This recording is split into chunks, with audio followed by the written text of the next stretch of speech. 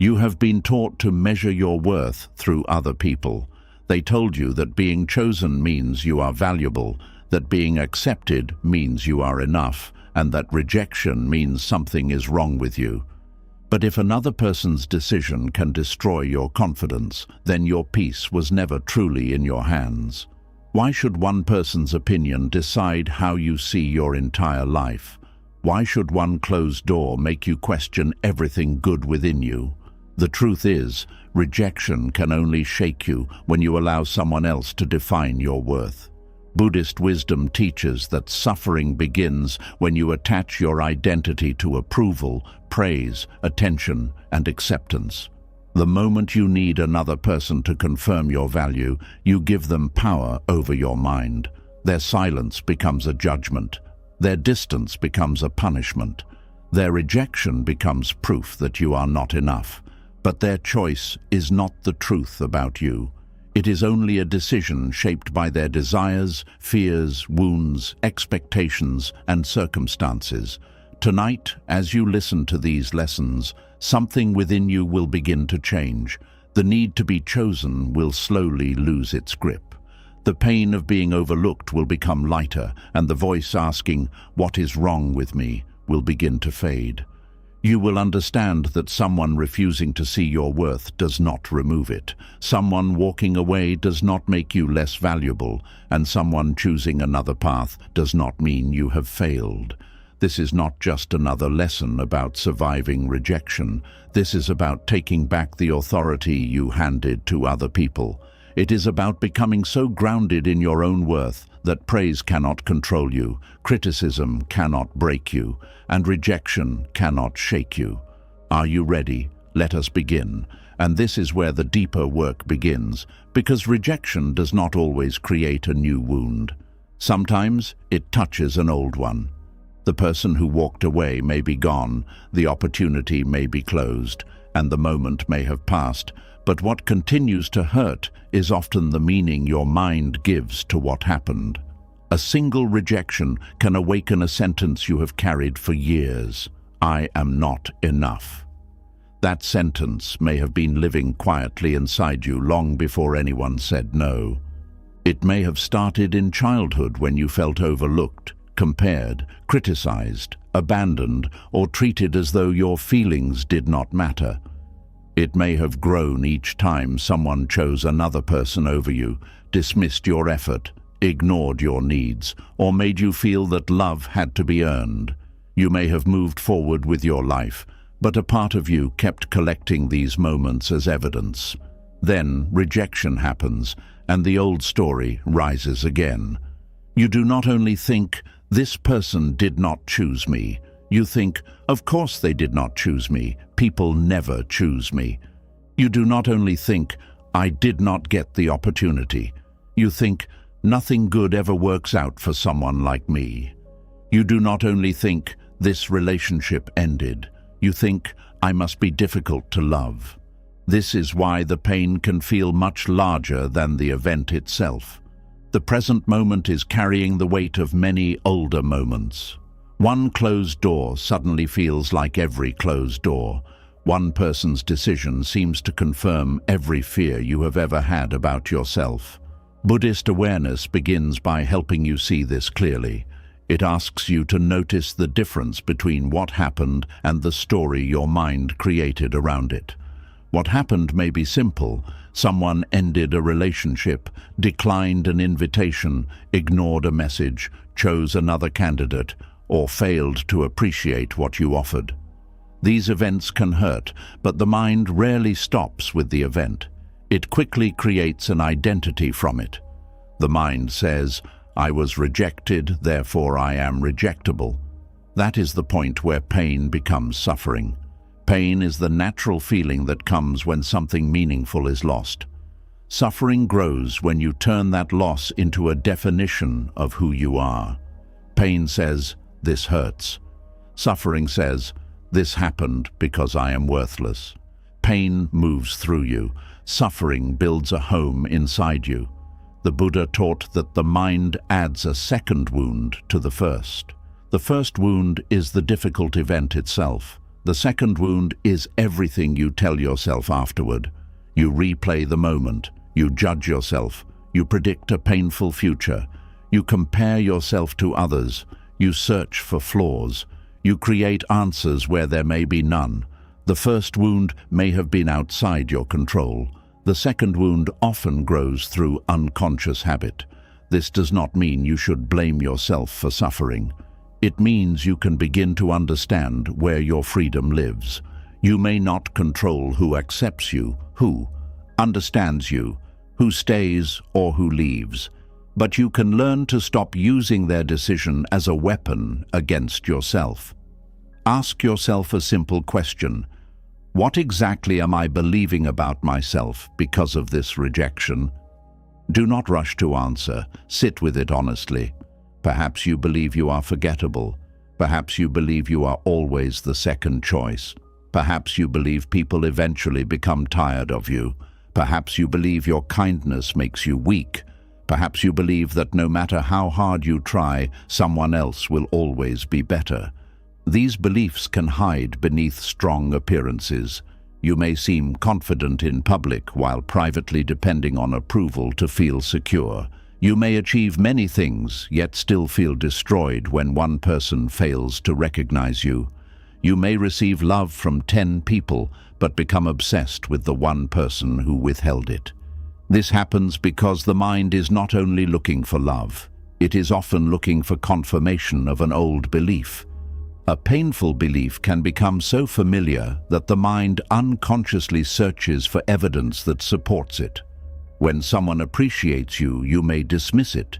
You may think they are only being polite, that they do not know the real you, or that their affection will not last. But when someone rejects you, the mind immediately says, "See, I knew it." This is called confirmation bias. In simple terms, the mind notices what agrees with what it already believes. If you believe you are unlovable, rejection feels truthful while love feels suspicious. If you believe you are not talented, one criticism feels more powerful than 20 compliments. If you believe you do not belong, one uncomfortable moment can make an entire room feel hostile. The rejection may be real, but the conclusion is not automatically true. This distinction can change your life. Someone may genuinely decide that they do not want a relationship with you. That is real, but it does not prove that you are impossible to love. An employer may choose another candidate. That is real, but it does not prove that you have nothing valuable to offer. A friend may distance themselves. That is real, but it does not prove that everyone will eventually leave. The event is specific. The story makes it universal. The event belongs to one moment. The story turns it into your permanent identity. Buddhist practice teaches you to observe thoughts without immediately believing them. A thought can appear in the mind without being a fact. It can feel powerful, familiar, and emotionally convincing while still being incomplete or false. When the thought says, "I am not enough," you do not have to fight it, but you also do not have to obey it. You can notice it and say, "This is an old story appearing again." That small change in language creates distance. Instead of saying, "I am unworthy," say, "I am having the thought that I am unworthy." Instead of saying, "No one will ever choose me," say, "My mind is predicting that no one will choose me." Instead of saying, "This proves I will always be alone," say, "This rejection has awakened my fear of being alone." These sentences do not deny your feelings. They help you separate your feelings from your identity. You are no longer trapped inside the thought. You are observing it. The observer is larger than the story. You may have carried a belief for 20 years, but the length of time you have believed something does not make it true. Repetition can make a thought feel like reality. The mind hears the same message so often that it stops questioning it. This is especially powerful when the message began early in life. A child does not have the wisdom to understand that an emotionally unavailable parent may be struggling with their own wounds. The child usually thinks, I must not be lovable. A child does not understand that constant criticism may come from a parent's fear, frustration, or need for control. The child thinks, something is wrong with me. A child does not understand that being compared with a sibling reflects the adult's limited way of motivating or managing the family. The child thinks, I will never be good enough. These beliefs can follow you into adulthood. You may begin choosing people and situations that repeat what feels familiar. You may chase emotionally distant people because winning their love seems like a chance to repair an old wound.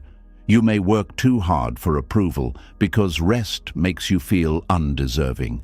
You may remain in places where you are undervalued because neglect feels more familiar than respect. Then, when rejection comes, it does not only feel like a loss, it feels like history repeating itself. But awareness interrupts repetition. You cannot change what first taught you the story, but you can stop, allowing every new experience to strengthen it. You can look at the belief directly and ask, who taught me this? What experiences made me accept it? Is it still serving me? Would I say this to someone I love? Often, you will discover that the voice judging you is not truly yours. It may sound like a parent, former partner, teacher, relative, religious leader, classmate, or past authority figure. Their words became part of your inner language, and now you repeat them without realizing where they came from. You may be carrying another person's inability to see you as though it were your identity. Buddhist wisdom reminds you that the self is not a fixed object. You are not permanently defined by a label, mistake, role, opinion, or painful experience. Everything is changing.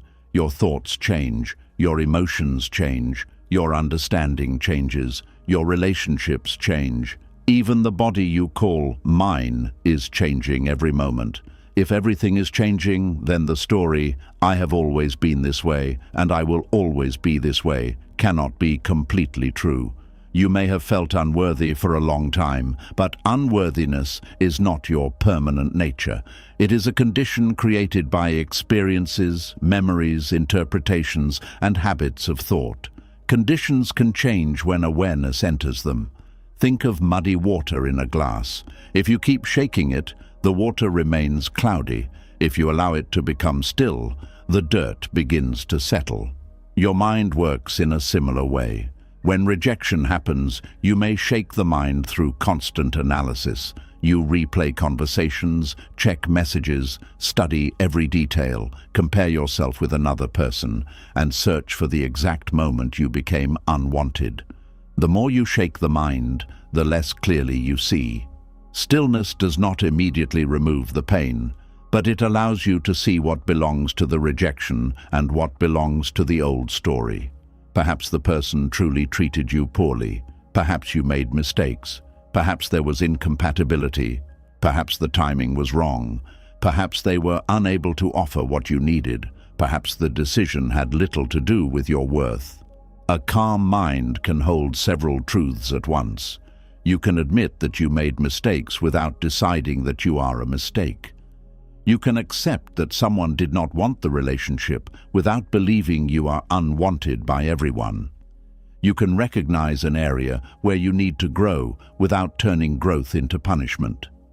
You can feel disappointed without using disappointment as proof that life is against you. This balanced view is different from empty positive thinking. You are not pretending that rejection does not hurt. You are refusing to exaggerate what it means. Sometimes people try to heal rejection by immediately telling themselves, I am amazing, they made a terrible mistake. This may bring temporary relief, but it can still keep your peace connected to the other person. You are still arguing with their decision. You are still trying to make yourself valuable by making them wrong. Buddhist understanding offers a quieter path. You do not need to prove that you are better than the person who rejected you. You do not need to prove that they will regret losing you. You do not need to become more successful so they feel foolish. You only need to stop treating their choice as the final truth about your being. Your worth does not rise when someone praises you, and it does not fall when someone rejects you. Praise and blame are part of life. The Buddha described them as changing worldly conditions, gain and loss, success and failure, praise and blame, pleasure and pain will come and go. If you build your identity on the pleasant side, you will always fear the unpleasant side. When praise becomes food for your identity, rejection feels like starvation. This is why it is important to build a relationship with yourself that does not depend entirely on outside responses. You can begin by keeping promises to yourself, speaking to yourself with honesty, creating boundaries, and noticing where you abandon your needs to receive approval.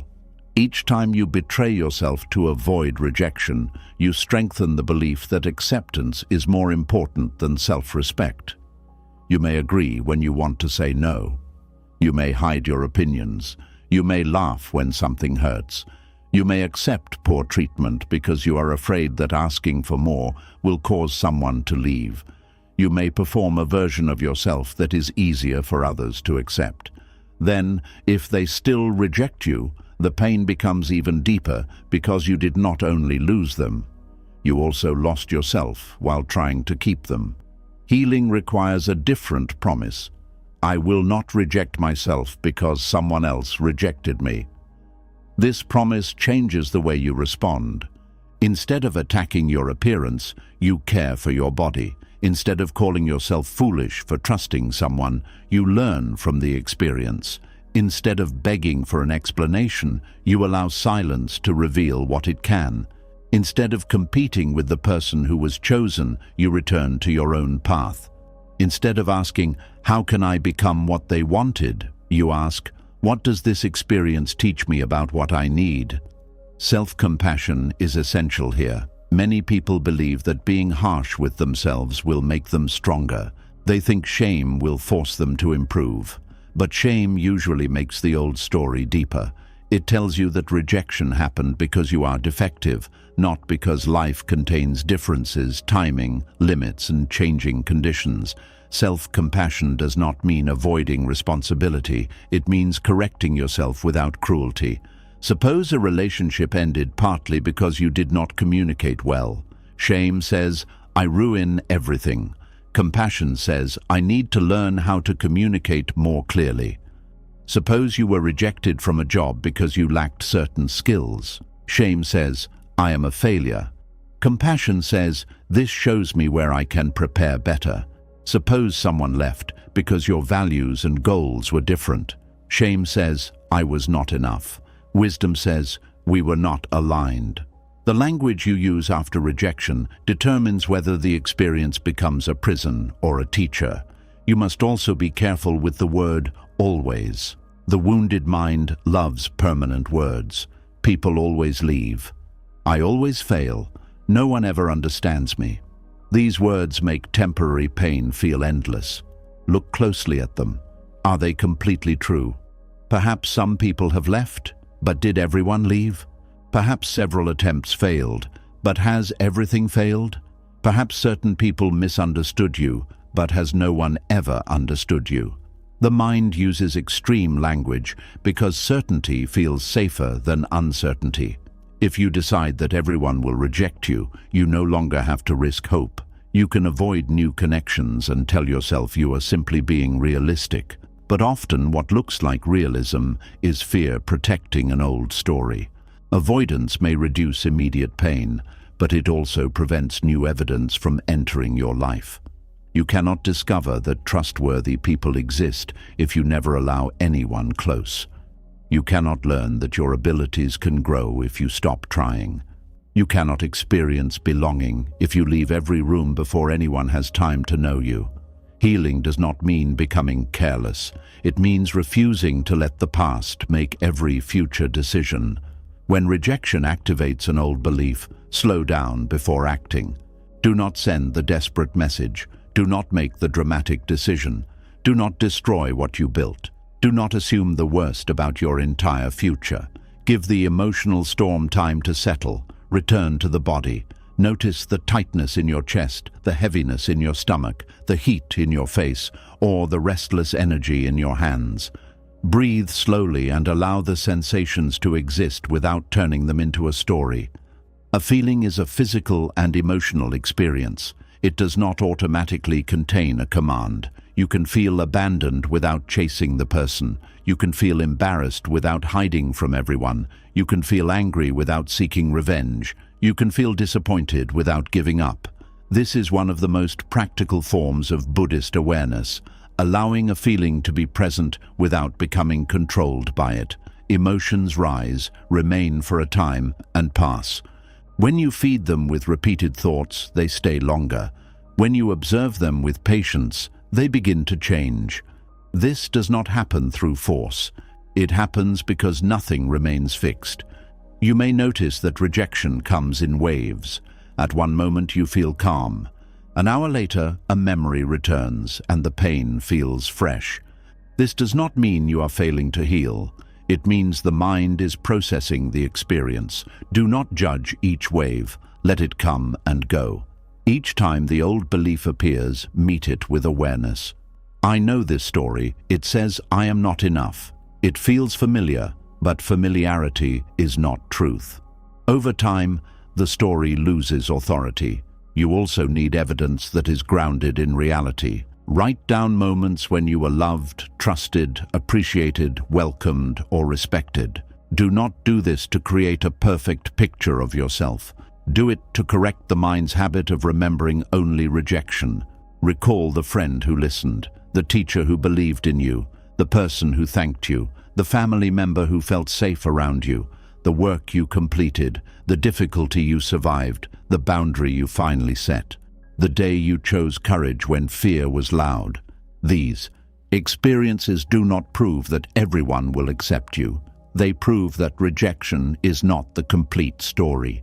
Your life contains more than the moment that hurt you. Sometimes the strongest proof of your worth is not found in how others treated you. It is found in how you continued. You carried pain and still showed kindness. You faced disappointment and still tried again.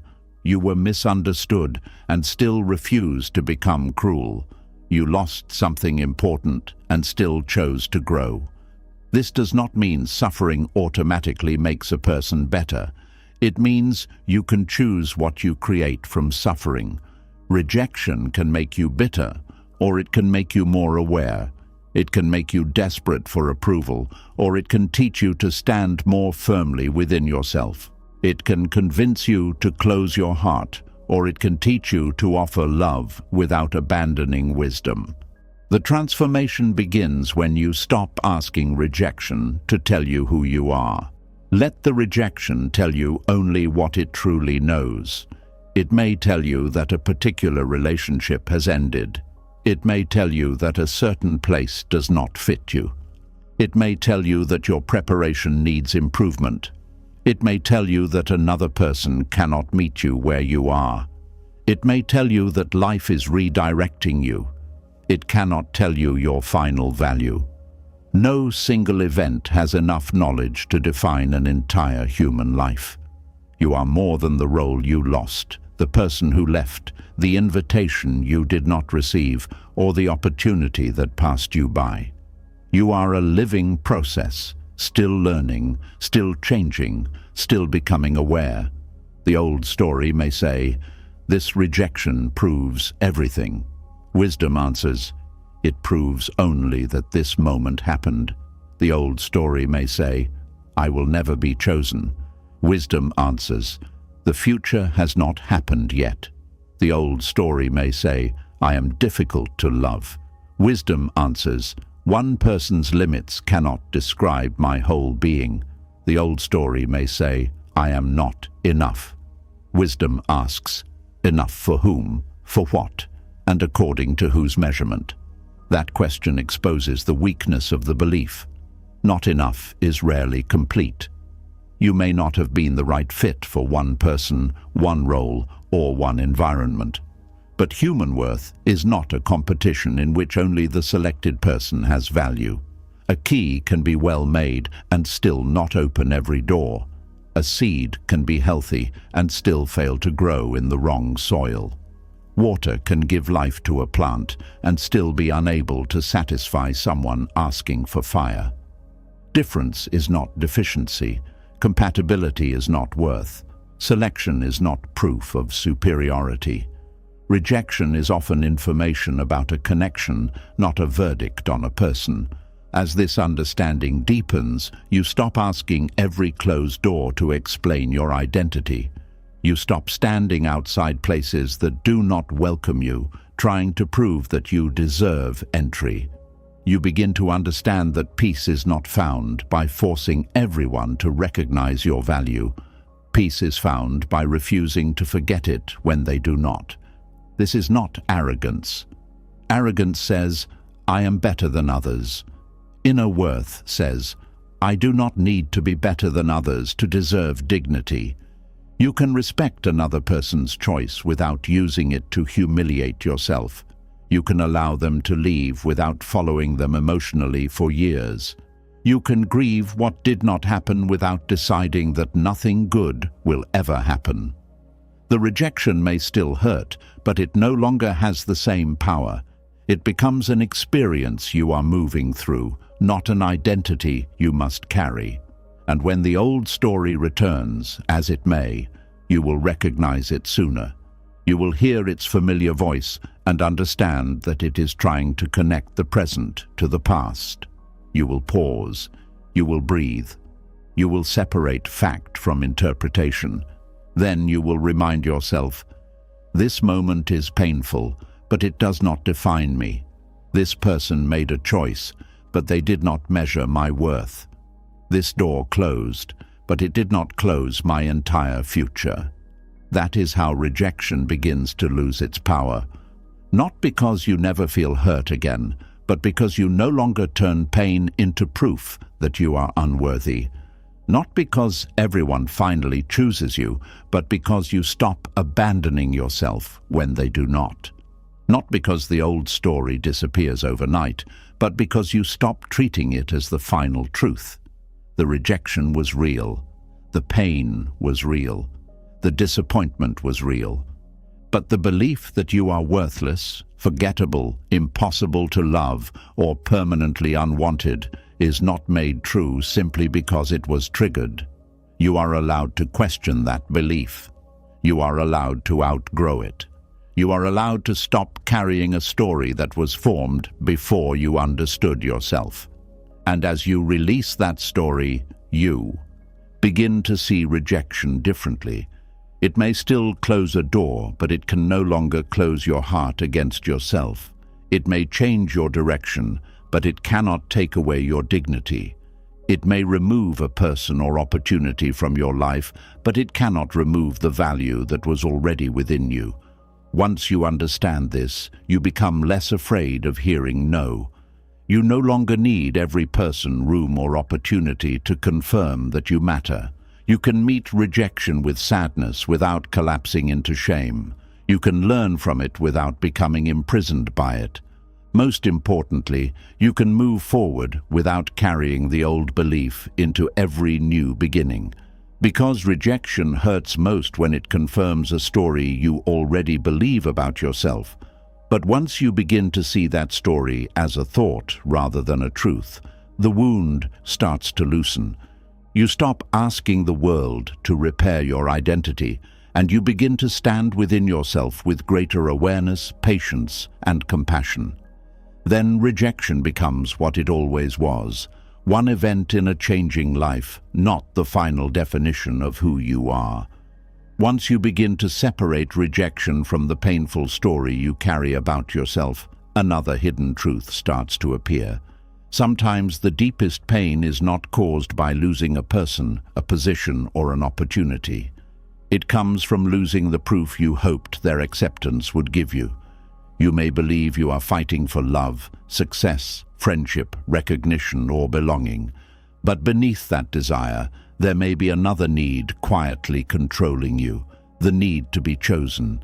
That need can become so powerful that you stop asking whether you truly want what you are chasing. You only ask whether it wants you. You may continue pursuing someone who does not bring you peace because their acceptance would make you feel desirable. You may become obsessed with getting a particular job because being selected would make you feel capable.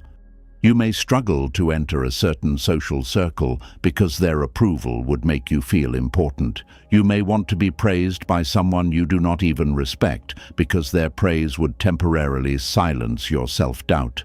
The object of your desire may change, but the hidden hunger remains the same. You want another person's choice to settle a question within you. Am I good enough? Am I lovable? Do I matter? Do I belong? The moment someone chooses you, the mind receives temporary relief. You feel seen, you feel important, you feel safe. But because that feeling came from outside you, it can be taken away just as quickly. If their attention changes, your confidence falls. If their affection becomes weaker, your peace disappears. If they begin choosing someone else, you feel as though your value has been removed. This is attachment. Attachment is not simply caring deeply about something. It is the belief that you cannot be whole, peaceful, or valuable unless a particular outcome happens. It is when desire becomes a condition for your inner stability. You do not merely prefer to be chosen. You feel that you must be chosen. That difference is where suffering begins. Buddhist wisdom does not say you should stop wanting relationships, opportunities, appreciation, or success. Desire is part of human life. You can hope for love. You can apply for a position. You can want your work to be recognized. You can wish for someone to remain close to you. The danger appears when your mind says, I cannot be at peace unless this specific person, place, or opportunity accepts me. At that point, you are no longer freely wanting something. You are emotionally depending on it. You begin to place your identity in the hands of something that may change. A person can change their mind. A company can choose another candidate. A friend can grow distant. A family member can misunderstand you. An audience can lose interest. A relationship can end. Nothing outside you can promise permanent confirmation. When your worth depends on changing conditions, your peace must change with them. This is why the need to be chosen can become a hidden form of captivity. It may look like love, ambition, loyalty, patience, or determination, but underneath it may be fear. You are afraid that being passed over will reveal something terrible about you. You may not truly want the person. You may want to defeat the feeling of being unwanted. You may not truly want the opportunity. You may want to prove that you are not a failure. You may not truly want the friendship. You may want to show yourself that you can belong. This is difficult to admit because the mind prefers a more flattering explanation. It says, I am fighting because I care. But sometimes you are fighting because you cannot tolerate what it would mean to stop. Stopping might feel like admitting that they did not choose you. It might feel like surrender. It might feel as though the other person has won. So you continue, not because the situation is healthy, but because leaving would force you to face the wound beneath the attachment. This is how people become emotionally trapped. They chase someone who gives them very little. They keep returning to a place where they are not respected. They continue proving themselves to people who have already decided not to see them. They keep waiting for recognition that may never come. The longer they wait, the more important the outcome becomes. They think, I have invested so much, I cannot let go now. But time invested does not turn an unhealthy attachment into a meaningful path. It only makes the mind more afraid to release it. You can spend years trying to earn a response that should have been freely given. You can sacrifice your peace, dignity, time, and energy just to hear one person say, you are enough. Even if they finally say it, the relief may not last. This is because outside approval cannot permanently heal an inner wound. It can cover it for a while, but it cannot remove the belief that created the hunger. Suppose you spend months trying to win someone's affection. One day, they finally choose you. You feel joyful and relieved. But soon, another fear appears. Now you must keep them interested. Now you must avoid disappointing them. Now you must compete with anyone who may attract their attention. The need to be chosen becomes the fear of being replaced. This shows that the true problem was never only the rejection. The problem was the dependence on another person's response. When your worth depends on being selected, acceptance does not completely free you. It gives you something new to protect. You begin adjusting yourself to remain desirable. You hide your needs. You silence your opinions. You overlook behavior that hurts you. You become who you think the other person wants. You may call this compromise, but deep inside, you know you are slowly leaving yourself behind. Attachment often makes people confuse being chosen with being loved. Someone can choose you and still fail to respect you. Someone can stay with you and still make you feel alone. Someone can give you a title, position, or role and still treat you as though you are replaceable. Someone can praise you because you are useful to them, not because they truly value you. Being selected is an event. Being loved, respected, and treated with care is an ongoing experience. Do not assume that getting what you wanted will automatically give you what you need. A person may choose you because you are easy to control. An employer may choose you because you accept less than you deserve. A group may welcome you only when you hide important parts of yourself. A relationship may continue because you are willing to carry all the emotional weight. This is why you must look beyond the pleasure of being selected. Ask yourself, what happens after I am chosen? Do I feel safe? Can I be honest? Am I respected? Can I grow? Can I say no? Can I express pain without being punished? Can I remain myself? These questions reveal whether you desire genuine connection or only emotional proof. Sometimes being chosen feels exciting because it creates a sense of superiority. If someone selects you over another person, the ego feels special. It says, I won, I was better, I mattered more. But this kind of satisfaction is fragile because it depends on comparison.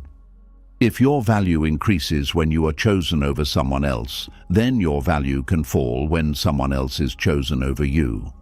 Buddhist wisdom teaches that comparison keeps the mind restless. There will always be someone with a different appearance, skill, background, personality, opportunity, or advantage. If your identity depends on being preferred, you will constantly scan the world for threats. You will wonder who is more attractive, more intelligent, more successful, more interesting, or more lovable. You will not be able to enjoy what you have because you will be watching for someone who might take your place. This is not peace. It is competition disguised as confidence. True confidence does not need another person to lose. It does not require you to be selected over everyone else. It allows you to see your value without turning life into a ranking system. The need to be chosen can also make ordinary uncertainty feel unbearable. A delayed message becomes a sign that someone has lost interest. A quiet meeting becomes proof that your ideas do not matter. A friend spending time with others becomes evidence that you are being replaced. The mind begins searching for clues because attachment wants certainty, but complete. Certainty is rarely available in human relationships. People are complex. Their moods change. Their attention moves. Their responsibilities shift. Their feelings may be unclear even to them. If you demand constant proof, you will become exhausted, and you may exhaust the people around you. No amount of reassurance will feel permanent because the fear inside you is always preparing for the next change. You may ask, "Do you still love me?" They answer yes. For a moment you feel calm. Then the mind asks, "But what if they are only saying that?" The problem is not a lack of answers. The problem is that attachment cannot trust anything for long. Buddhist practice invites you to become aware of the craving beneath this behavior. Craving often says, "Give me one more sign, one more message, one more promise, one more compliment, and then I will feel safe." But the next sign only satisfies you briefly. Soon you need another. It is like drinking salty water.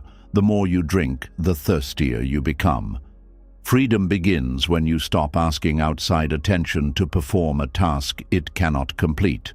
No person can give you permanent protection from insecurity. No achievement can guarantee that you will never doubt yourself. No group can promise that you will always feel included. You must develop the ability to remain with yourself when external confirmation is absent. This does not mean withdrawing from people or pretending you have no emotional needs. It means learning not to disappear when those needs are not immediately met. You can want reassurance without demanding it every moment. You can enjoy praise without building your identity on it.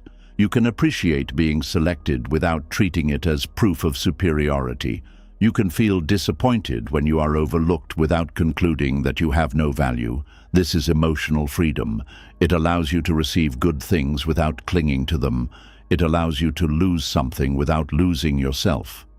One way to see your attachment clearly is to ask what you believe being chosen will change inside you. Perhaps you believe a relationship will finally make you feel complete. Perhaps a promotion will make your family respect you. Perhaps public attention will make you feel visible. Perhaps an apology will prove that your pain mattered. Perhaps an invitation will prove that you belong. Be honest about the emotional promise you have attached to the outcome. Then ask, can this outcome truly keep that promise? A relationship can bring companionship, but it cannot permanently remove loneliness from the mind. A promotion can increase responsibility and income, but it cannot create lasting self-respect. Praise can feel encouraging, but it cannot protect you from every future criticism. An apology can acknowledge harm, but it cannot return the years you lost. An invitation can include you in one room, but it cannot make you feel at home within yourself. When you expect an outside event to solve an inside struggle, you place an impossible burden on it. Even if you receive what you wanted, disappointment may follow because reality cannot match the emotional fantasy you built around it. This is why some people feel strangely empty after getting what they chased. They believed the achievement would permanently change how they felt about themselves. When the excitement fades, the old insecurity returns. Then they search for a new goal, a new person, or a new form of recognition. The chase begins again. Buddhist wisdom does not condemn ambition or relationships. It asks you to see them clearly. It asks you to enjoy what life offers without making your identity depend on possession. You can pursue a goal because the work is meaningful, not because success will prove you deserve to exist. You can love someone because you value the connection, not because their attention is the only source of your worth. You can participate in a community because you want to contribute, not because exclusion would destroy your sense of self. The action may look the same from the outside, but the inner state is completely different. One person applies for a job while thinking, "I hope this opportunity works, but I will remain valuable if it does not." Another applies while thinking, "If they reject me, it means I am a failure." Both want the job, but only one has handed their identity to the result. Non-attachment means giving your best without demanding that life respond in one exact way. It means acting with sincerity while understanding that outcomes depend on many conditions. You can prepare, communicate, work hard, and show up fully, but you cannot control every decision, preference, timing, circumstance, or change. When you accept this, you stop trying to control your worth through outcomes. You begin measuring your actions by qualities that remain within your reach. Was I honest? Did I act with dignity? Did I prepare carefully? Did I communicate clearly? Did I respect my values? Did I learn something? Did I remain kind without becoming weak? These questions return your attention to your own conduct. They do not guarantee that you will be chosen. They help ensure that you do not abandon yourself while waiting. The desire to be chosen often becomes strongest around emotionally unavailable people. Their limited attention can feel more valuable because it is difficult to receive. The mind begins treating scarcity as proof of importance. When someone is warm, consistent, and available, you may take their care for granted. But when someone is distant, unpredictable, or unclear, you may become deeply attached. You think their attention must be special because it is rare. This is similar to gambling. Uncertain rewards can create stronger attachment than regular rewards. When affection comes and goes, you keep hoping the next moment will bring closeness. Each small sign of interest renews the chase. You may mistake anxiety for love because the relationship keeps your emotions intense. Peaceful connection may feel unfamiliar or even boring if you have learned to associate love with earning, waiting, guessing, and proving. This is why self-awareness matters.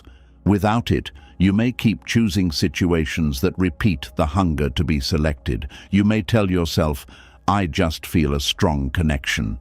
But the strength may come from an old wound being activated. The person may remind you of someone whose approval you once wanted but could not receive. Winning them over feels like correcting the past. You believe that if this person finally chooses you, it will heal every earlier moment when you felt unwanted. But the present person cannot rewrite your childhood. A current relationship cannot go back in time and give you what was missing. It may support your healing, but it cannot become the foundation of your identity. Healing requires you to stop using new people to complete old emotional battles. You can care about someone while asking whether the connection is truly good for you. You can feel attracted without turning attraction into destiny. You can desire closeness without ignoring clear evidence of incompatibility. Attachment says, "I want them, so they must be right for me." Wisdom says, "I want them, but I will still look clearly." Look at what the relationship actually gives you, not only what you hope it will become. Do you feel respected, or are you constantly proving your value? Do you experience consistency, or are you surviving on small moments of attention? Are you able to speak honestly, or are you always afraid of pushing them away? Are you connected to who they are, or to the fantasy of finally being chosen by them? These questions can be painful, but they protect you from confusing longing with truth. Sometimes the need to be chosen causes you to remain in competition with people who are not competing with you. You watch who receives attention, praise, opportunities, or affection. Their success feels personal because you believe their selection reduces your chances of mattering. But life is not always offering one place at the table. Another person being loved does not make you less lovable. Another person being successful does not make you a failure. Another person being noticed does not erase your existence. Attachment creates a false shortage. It says there is not enough love, recognition, opportunity, or belonging. Therefore, you must fight to secure your share. This mindset makes generosity difficult. It becomes hard to celebrate others because their joy feels like evidence of your loss. Buddhist compassion offers another view. Human value is not a limited resource. You do not become smaller because someone else is appreciated. Their path and your path are shaped by different conditions.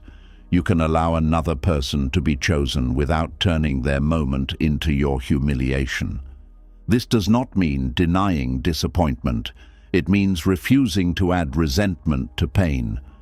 The freedom of non-attachment also changes how you respond to rejection. Instead of immediately trying harder to win the person over, you pause and ask whether the situation deserves more of your energy. Not every rejection is an invitation to prove yourself. Sometimes it is information. It may reveal that the other person does not share your values. It may reveal that a workplace cannot recognize what you offer. It may reveal that a group requires you to perform a false version of yourself. It may reveal that the opportunity is not available under the current conditions. When you're attached to being chosen, you ignore the information and focus only on changing the answer. You ask, how can I make them want me? A wiser question is, why do I need this particular person or place to confirm me? This question brings the hidden attachment into the light. Perhaps you are trying to impress a parent who has rarely praised you. Perhaps you want acceptance from people who once excluded you. Perhaps you want a former partner to return so you can feel that you were not truly abandoned. Perhaps you want public success so no one can dismiss you again. There is nothing shameful about discovering these motives. Awareness is not accusation. It is the beginning of freedom. You cannot release an attachment you refuse to see. Once you see it, you can respond with compassion. You can understand that a younger part of you may still be searching for proof. That part is not weak. It learned to survive by looking outward for signs of safety. But you are no longer powerless. You can begin offering yourself what you have been demanding from others. When you seek recognition, recognize your own effort. When you seek permission, listen to your values. When you seek reassurance, speak to yourself with patience. When you seek belonging, stop abandoning your truth to enter places that require your silence. This does not replace healthy connection. It changes the way you enter it. You no longer approach people as empty hands begging to be filled. You meet them as a whole person capable of giving, receiving, learning, and leaving when necessary. You may still experience longing. Non-attachment does not make you cold. In fact, it can make love more genuine because you are no longer using another person as proof of your worth. You can see them more clearly.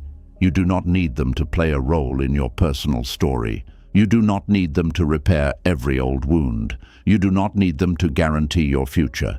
You can appreciate them without possession. You can love them without making them responsible for your identity.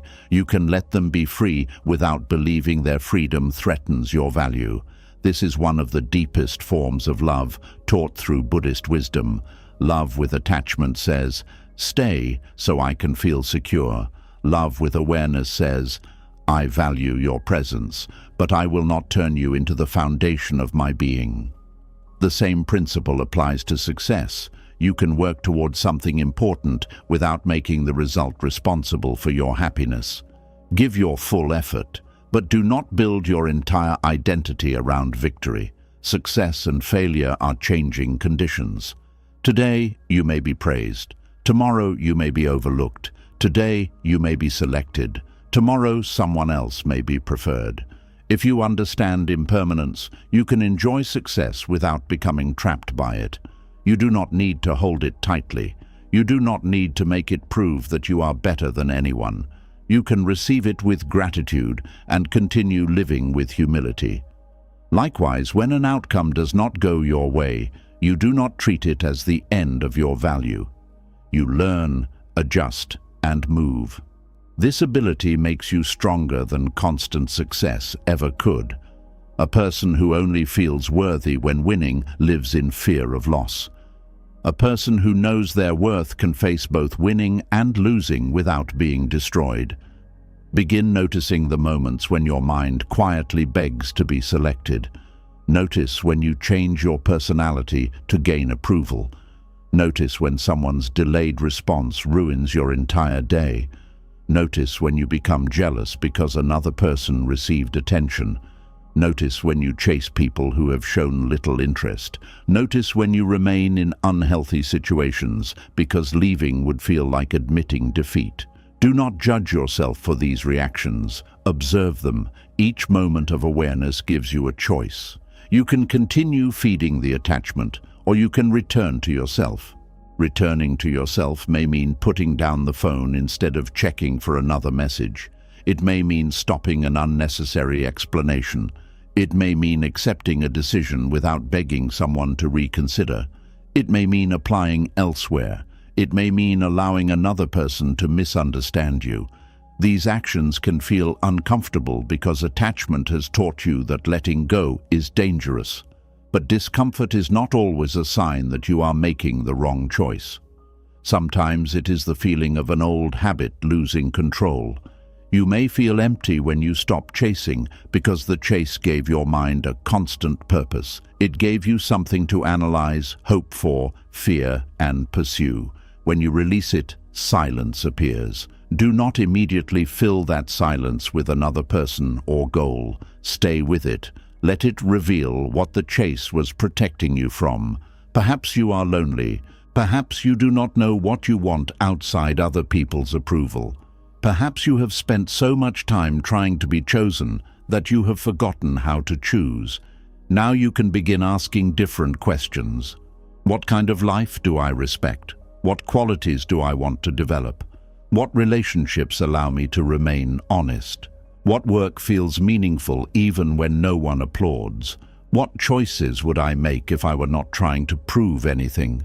These questions move you from being selected to becoming self-directed. The greatest change happens when you stop waiting for permission to value your own life. You do not need someone to recognize your goodness before you act with dignity. You do not need to be invited before you begin building something meaningful. You do not need a person who rejected you to return before you can heal.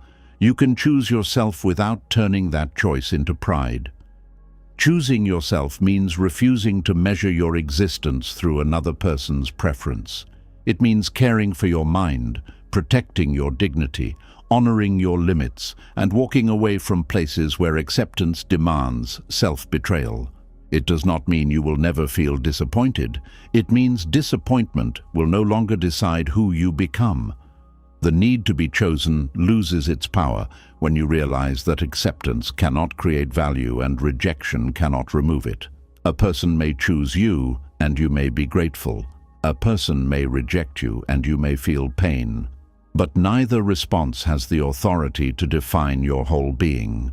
When this understanding becomes real, you stop chasing every closed door. You stop treating emotional distance as a challenge to overcome. You stop competing for attention that should be freely given. You become more careful about what you pursue because you are no longer blinded by the desire to win. You ask whether the person is right for you, not only whether you are right for them. You ask whether the opportunity respects your values, not only whether you can earn it. You ask whether the group allows honesty, not only whether they will let you enter. This is freedom. You can still hope to be chosen, but you no longer need it to feel real. You can still desire love, but you no longer beg love to prove your worth. You can still pursue success, but you no longer ask success to save you from yourself. The hidden attachment weakens because you have stopped feeding it with the belief that one response can complete you. And when you are not chosen, you can grieve without collapsing. You can feel the sadness, accept the disappointment, and continue forward. You no longer turn one person's answer into a lifelong sentence. You understand that peace was never waiting inside their yes. It was waiting inside your ability to remain whole, even when the answer was no. And once you understand that peace was never hidden inside another person's yes, you become ready to see rejection more clearly. The person who did not choose you did not stand above your whole life with perfect knowledge. They made one decision from one point of view, shaped by what they wanted, feared, understood, and could handle at that moment. Someone looked at only a small part of you and made a choice. Why should that small view become the final truth about your entire worth? When rejection happens, the mind often gives the other person more authority than they truly possess. You begin to act as though they saw everything about you, measured it carefully, and reached a completely accurate conclusion. Their decision starts to feel like a final judgment. You may think they discovered something wrong with you that you had been trying to hide. You may believe their refusal proves that you were not attractive enough, intelligent enough, interesting enough, useful enough, or lovable enough. But most people do not make decisions from complete understanding. They make decisions through the limits of their own minds. They see you through their preferences. They respond through their past experiences. They interpret you through their fears. They judge situations through their expectations. They act according to their present needs, emotional capacity, timing, and circumstances. Their choice may tell you something about what they want. It does not tell you everything about what you are. This is important because the mind usually removes all context after rejection. It reduces the situation to one painful sentence. They did not choose me because I was not good enough. That sentence may feel simple, but it ignores many possible realities. Someone may reject you because you are not the kind of person they are used to. Someone may feel uncomfortable with your honesty because they prefer people who do not question them. Someone may avoid your emotional depth because they are not ready to face their own feelings. Someone may choose a different candidate because that person has a specific skill needed for one role. Someone may distance themselves because they are overwhelmed by problems they have not shared. Someone may end a connection because your values, goals, or way of living do not match theirs. None of these possibilities automatically make you less valuable. They may only mean that the connection did not fit. A common mistake is to treat compatibility as a measurement of worth. Compatibility simply means that two people, needs, roles, or circumstances work well together under certain conditions. Worth is much deeper than that. A person can be kind and still be wrong for a particular relationship. A person can be talented and still be unsuitable for a certain job. A person can be honest and still be misunderstood in an environment built around appearances. A person can have good intentions and still be unable to give another person what they need. Difference does not always mean failure. Think about how many things in life are valuable without being right for every situation. A warm coat is useful in cold weather, but uncomfortable in summer. A quiet personality may feel peaceful to one person and distant to another. A direct communication style may feel refreshing to someone who values honesty and harsh to someone who avoids conflict. The quality itself is not always the problem. The relationship between the quality and the situation matters. You may be rejected because another person wanted something different. That does not mean what you offer has no value. It means it may not be what they were seeking. Buddhist wisdom teaches us to look at conditions. Nothing happens alone. Every event arises through many causes working together. A decision is rarely the result of one simple truth. It is formed by history, mood, fear, desire, social pressure, timing, habit, and countless influences that may never be visible to you. Yet the wounded mind often ignores this complexity. It creates one explanation, and that explanation usually attacks you. Suppose someone ends a relationship.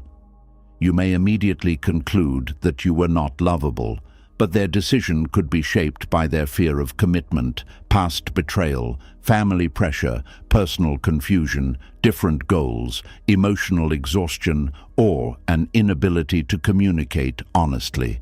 This does not excuse cruel behavior. It does not mean you should pretend the rejection did not hurt. It means you should stop acting as though their decision came from complete wisdom and perfect judgment. People can reject what is good for them because they do not recognize it. They can choose what is familiar even when it is unhealthy. They can turn away from peace because chaos feels more comfortable. They can avoid sincere people because sincerity requires openness. They can choose what pleases them today even when it harms them tomorrow. Human beings do not always choose according to value. They often choose according to conditioning. You have probably done this too. There may have been people, opportunities, or advice you did not appreciate when they first appeared. Later, with more experience, you understood their value. Your earlier rejection did not mean they had no worth. It meant you could not see, receive, or use what they offered at that time. The same can be true when others reject you. Their inability to recognize you is not always evidence that there is nothing to recognize. A person's view is limited by the place from which they are looking. Someone standing at the bottom of a mountain sees something different from someone standing at the top. Neither person sees the whole mountain. They see only what their position allows. In the same way, people see you from their emotional position. A fearful person may see confidence as arrogance. A controlling person may see boundaries as disrespect. An emotionally unavailable person may see honest needs as pressure. A deeply insecure person may see your growth as a threat. A person who benefits from your silence may see your truth as rebellion. Their interpretation says something about their position. It does not automatically describe your character. This is why you must learn to examine rejection without swallowing every judgment attached to it. When someone criticizes or rejects you, ask, what part of this is useful information and what part belongs to their limitations? This question protects you from two unhealthy extremes.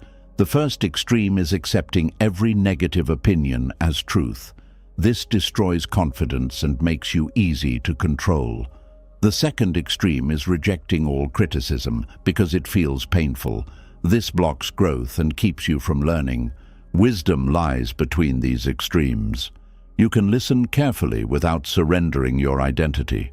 You can consider someone's feedback without treating them as an unquestionable authority. You can admit a mistake without agreeing that you are worthless.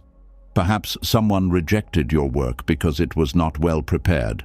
That may be useful information. You can improve your preparation. Perhaps someone ended a relationship because you did not listen well. You can examine your communication. Perhaps a friend pulled away because you repeatedly crossed a boundary. You can take responsibility. Growth becomes possible when you look at specific behavior rather than turning feedback into a judgment about your whole being. There is a great difference between "I handled this situation poorly" and "I am a terrible person." There is a difference between "I was not ready for this opportunity" and "I will never be capable." There is a difference between "this connection was not healthy" and "I am impossible to love." Specific truth teaches you. Total condemnation only wounds you. Buddhist awareness invites you to see actions, thoughts, and habits as changing conditions. A behavior is not a permanent identity. You can notice impatience without declaring yourself an impatient person forever. You can recognize insecurity without believing insecurity defines your deepest nature. You can admit that you acted from fear and still understand that awareness can change how you act next time. This view allows responsibility without shame. Another person's decision may contain a lesson, but it is not necessarily a final sentence. The problem begins when you hand them the power to define everything. You allow one employer to decide whether you are talented. You allow one partner to decide whether you are lovable. You allow one group to decide whether you belong. You allow one audience to decide whether your voice matters. No single person has enough information to make such a complete judgment. They do not know every difficulty you survived. They do not see every act of kindness you offered when no one was watching. They do not know every skill you are still developing. They do not understand every intention, fear, hope, and experience that shaped you. They saw you in one setting during one period through their own mind. That is not the whole of you. Sometimes rejection hurts because the other person holds a respected position. You may assume that their title, popularity, experience, beauty, wealth, or intelligence makes their judgment more accurate. But status does not remove human limitation. A successful person can misunderstand you. An educated person can judge unfairly. A popular person can have poor emotional awareness. A parent can fail to recognize a child's needs. A leader can choose based on bias. A person you admire can be deeply confused in their private life. Do not confuse authority in one area with complete wisdom in every area. Someone may know how to run a business and know very little about love. Someone may be respected publicly and unable to communicate with honesty. Someone may be admired by thousands and still make decisions from fear. Their position does not turn their preference into a universal truth. You may also give excessive power to people you love. Because their opinion matters emotionally, you assume it must be accurate. A partner's rejection can feel more truthful than a stranger's because they knew you closely. But closeness does not guarantee clear seeing. Sometimes closeness creates its own distortions. A person may view you through old arguments. They may focus on the role you played during a difficult season and ignore how you changed. They may continue seeing the version of you that depended on them because your growth challenges the relationship. They may interpret your new boundaries as rejection because they were comfortable with your lack of boundaries. People do not always update their understanding when you change. They may keep relating to an old image of you because it is familiar. If you use their outdated view as your mirror, you will keep questioning growth they are unable or unwilling to recognize. This is especially painful in families. A family member may have decided who you were when you were young. Perhaps you became known as the difficult one, the quiet one, the irresponsible one, the emotional one, or the weak one. Years later, even after you have changed, they may continue reacting to that label. Their refusal to see your growth does not erase it. Buddhist practice teaches that everything changes. You are not frozen in the identity another person formed long ago. Their memory may be fixed, but your life is still moving. You do not need to return to an old version of yourself, just because someone else feels uncomfortable with your growth. Rejection may sometimes happen because you no longer fit the role a person expected you to play. You may have stopped agreeing with everything. You may have become more honest. You may have learned to say no. You may have stopped carrying responsibilities that were never yours. The person may call you selfish, difficult, cold, or changed. Perhaps you have changed, but change is not always betrayal. Sometimes change is the end of self-betrayal. The other person's displeasure may not mean you are becoming worse. It may mean the relationship can no longer continue under the old conditions. This is why rejection must be understood carefully. Not every rejection is a sign to work harder for acceptance. Sometimes it is proof that you have stopped shrinking.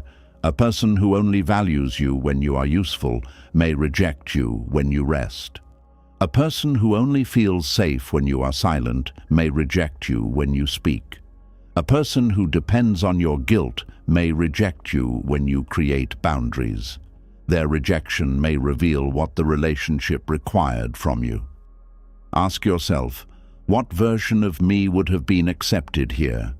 Would you have needed to remain quiet? Would you have needed to ignore your needs?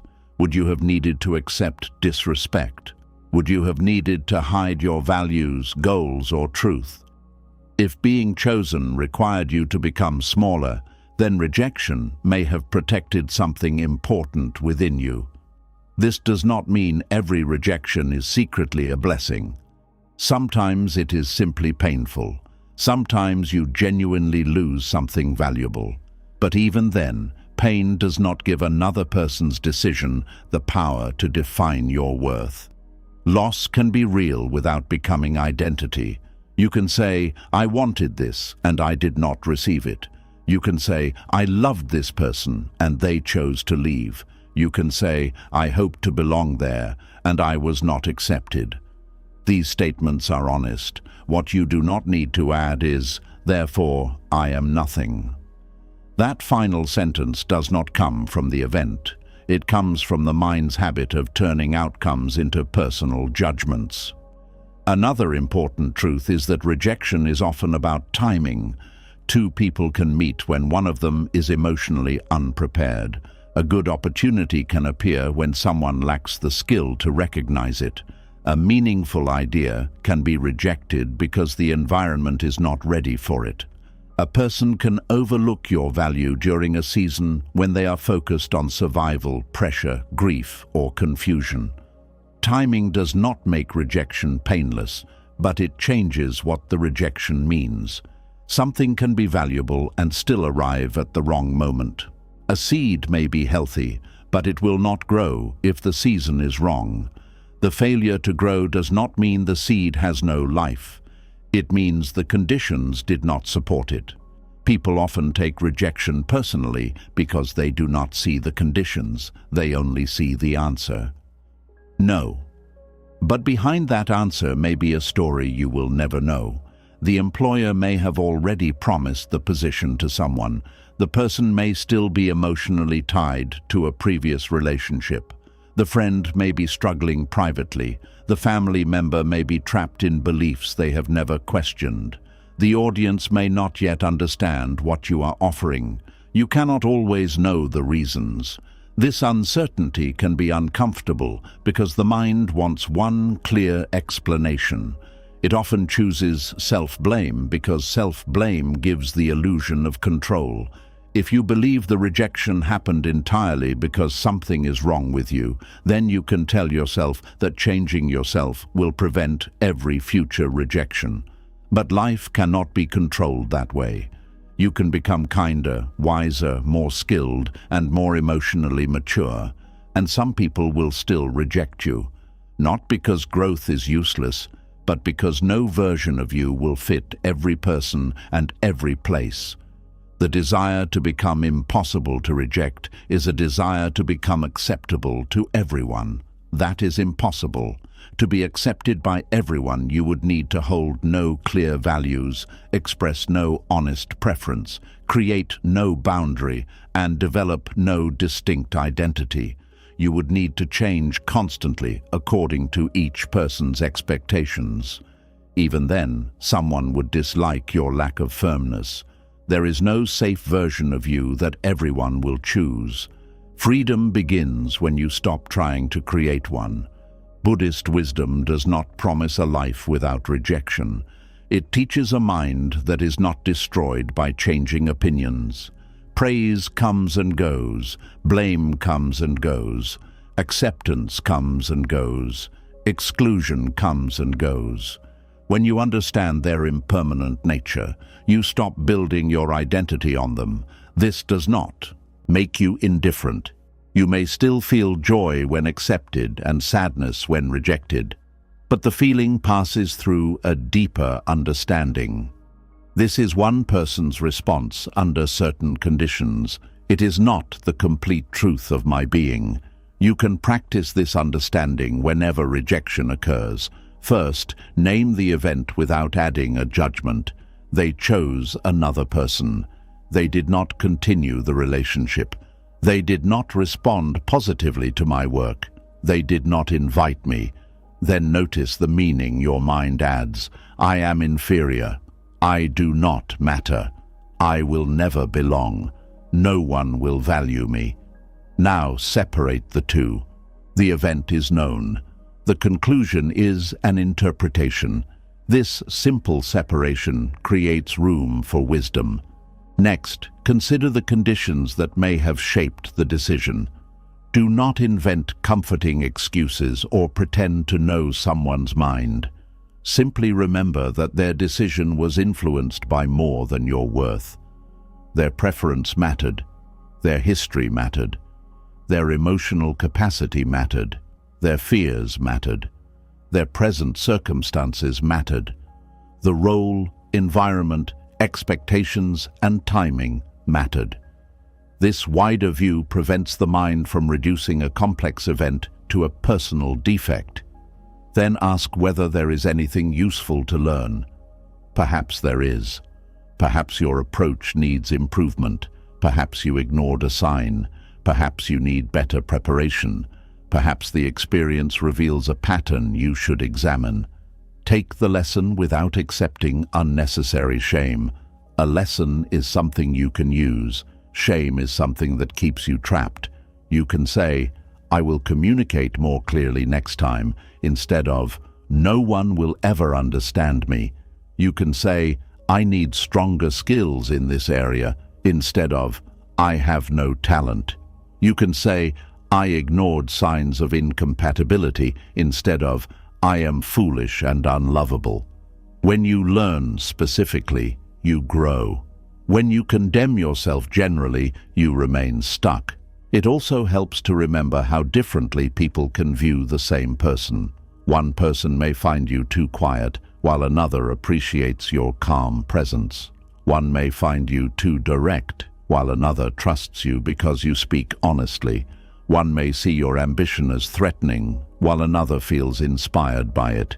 If your worth changed according to each opinion, you would become valuable and worthless many times in a single day. Clearly, worth cannot be measured that way. Opinions are responses, not permanent facts. This does not mean every opinion is meaningless. It means each opinion is partial. A person sees you through their needs. Someone seeking excitement may overlook stability. Someone seeking control may dislike independence. Someone seeking constant agreement may reject thoughtful disagreement. What they want affects what they value. Their choice may be valid for them without becoming a judgment against you. This is an important form of maturity, allowing someone to decide that you are not right for them without deciding that you are wrong as a human being.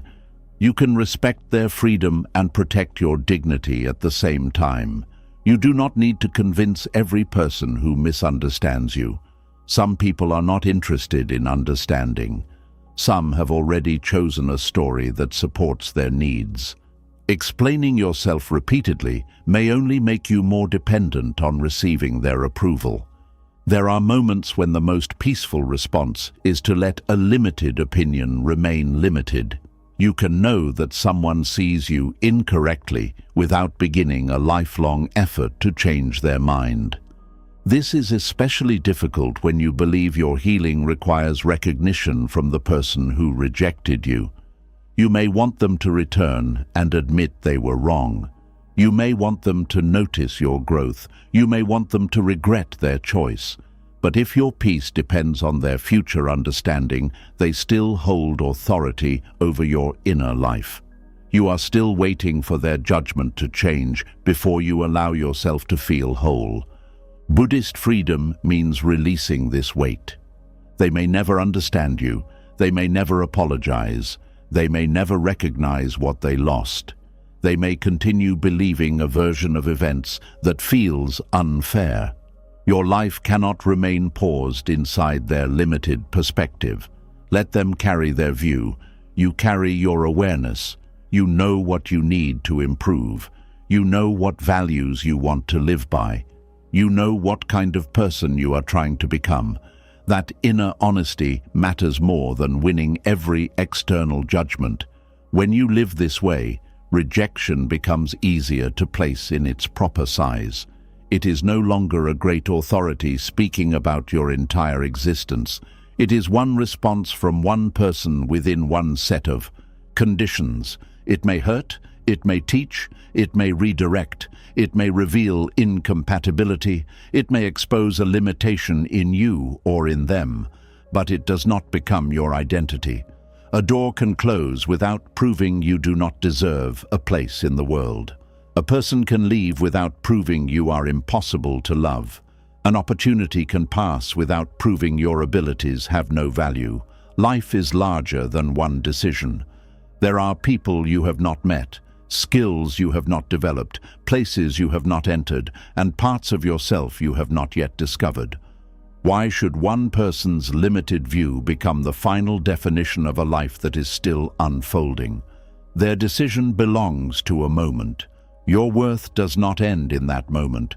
You can take responsibility for what is truly yours, release what belongs to their fears and preferences, and continue without carrying their judgment as a permanent name. Then rejection stops sounding like, "This is what you are." It begins to sound like, "This connection, role, or situation did not continue under these conditions." That understanding is calmer, more accurate, and more compassionate. You no longer need to make the other person wrong in order to believe you have value. They may have made the decision that felt right to them. You may still have every right to feel hurt. Both truths can exist. Their choice can be theirs. Your worth can remain yours. And once you understand this deeply, you stop handing one human being the power to decide the meaning of your whole life. You listen, you learn, you grieve when necessary, and you keep moving. Because another person can decide whether they want a relationship with you, whether they will offer you a position, whether they understand you, or whether they are willing to remain. But they cannot make the final decision about what you are worth unless you surrender that authority to them. Another person cannot make the final decision about your worth unless you first give them that authority. This is where rejection becomes more than an outside event. It becomes a mirror. It shows you where you have allowed someone else's opinion to become louder than your own understanding of yourself. The most painful question may not be, why did they reject me? It may be, why did their decision make me reject myself? Many people believe they are only hurt because someone walked away, refused them, overlooked them, or chose another person. But the deeper pain often comes from what they do to themselves afterward. They begin speaking to themselves with cruelty. They question their appearance, intelligence, character, future, and place in the world. They stop trusting their own judgment. They abandon their needs. They forget every good quality they once believed they had. The other person made one decision, but the mind turns that decision into permission to attack itself. This is how authority is handed away. It does not always happen in one dramatic moment. It often happens slowly. Each time you need someone's praise before you trust your work, you give them a little authority. Each time you change your values to avoid their disappointment, you give them a little more. Each time you ignore your feelings because they say you are overreacting, you allow their voice to replace your own. Eventually, you may no longer know what you truly think about yourself. You only know how you feel when they approve of you. When they smile, you feel worthy. When they become distant, you feel insecure. When they praise you, you feel confident. When they criticize you, you feel ashamed. When they choose you, you feel visible. When they reject you, you feel as though you have disappeared. Your emotional state begins moving according to their behavior. They may not even know how much power they hold. You may have placed it in their hands without saying a word. Buddhist wisdom teaches that suffering grows when the mind depends on unstable conditions for stability. Another person's approval is one of those unstable conditions. Their emotions change, their preferences change, their attention changes, their understanding changes. Even their opinion of you may change from one day to another. If your peace rises and falls with those changes, then your inner life is no longer guided from within. You become like a boat tied to another person's weather. When they are calm, you feel safe. When they become stormy, your whole mind is shaken. This does not mean you should become cold or stop caring what anyone thinks. Human beings learn through relationships. Honest feedback can help you grow. Love, appreciation, and encouragement can bring great joy. The problem is not receiving these things. The problem begins when you cannot remain connected to yourself without them. There is a difference between valuing someone's opinion and surrendering to it. You can listen to someone without allowing them to define you. You can consider their criticism without accepting every word as truth. You can respect their decision without using it as a reason to humiliate yourself. Inner authority means that you remain open, but you do not become empty. You receive information, examine it carefully, and decide what is useful according to truth, wisdom, and your deepest values. Without inner authority, you treat another person's reaction as a command. If they are unhappy with your boundary, you remove it. If they dislike your honesty, you become silent. If they withdraw affection, you begin performing. If they question your ability, you abandon your goal. You may believe you are keeping peace, but you are often creating conflict within yourself. The outside relationship remains calm because the argument has moved inside you. One part of you knows what you need. Another part is afraid to express it. One part knows the treatment is unfair. Another part says you should tolerate it to avoid being left. One part wants to move forward. Another part waits for permission. This inner division is exhausting. You spend so much energy trying to stay acceptable that you lose contact with what is true. Rejection exposes this conflict because it removes the reward you were trying to protect. You may have remained agreeable, helpful, quiet, patient, available, or successful because you hoped these qualities would guarantee acceptance. Then the person still rejects you. The mind feels betrayed. It says, "I did everything right. Why was I not chosen?" But perhaps the more important question is, why did I believe I had to do all of that to deserve being chosen? Sometimes you were not expressing love. You were making a silent bargain. I will ignore my needs if you stay. I will never disagree if you approve of me. I will keep giving if you promise not to leave. I will become what you want if you make me feel valuable. The other person may never hear this bargain, but you live according to it. When they fail to keep their side, you feel that your sacrifices were meaningless. This is one reason rejection can create anger toward yourself. Deep inside, you recognize that you gave away too much. You may be grieving not only the person or opportunity, but also the time, energy, honesty, and dignity you surrendered while trying to secure approval. That grief deserves attention. You may ask why you allowed it to happen. Be careful not to turn this question into another form of punishment. You handed away authority for a reason. Perhaps you learned early that acceptance depended on obedience. Perhaps love was withdrawn when you disagreed. Perhaps praise only came when you performed well. Perhaps you were taught that your needs were selfish or your emotions were too much. A child naturally depends on adults for safety. If approval and safety are connected, the child learns to study other people closely. A change in tone, expression, or attention can feel dangerous. The child learns to become pleasing, useful, quiet, impressive, or invisible. These habits may continue long after childhood ends. You may enter adult relationships with an old belief. If they are pleased with me, I am safe. This belief can make another person's disappointment feel like a threat, even when you are no longer dependent on them. You may understand logically that you have the right to make your own choices, but your body still reacts with fear.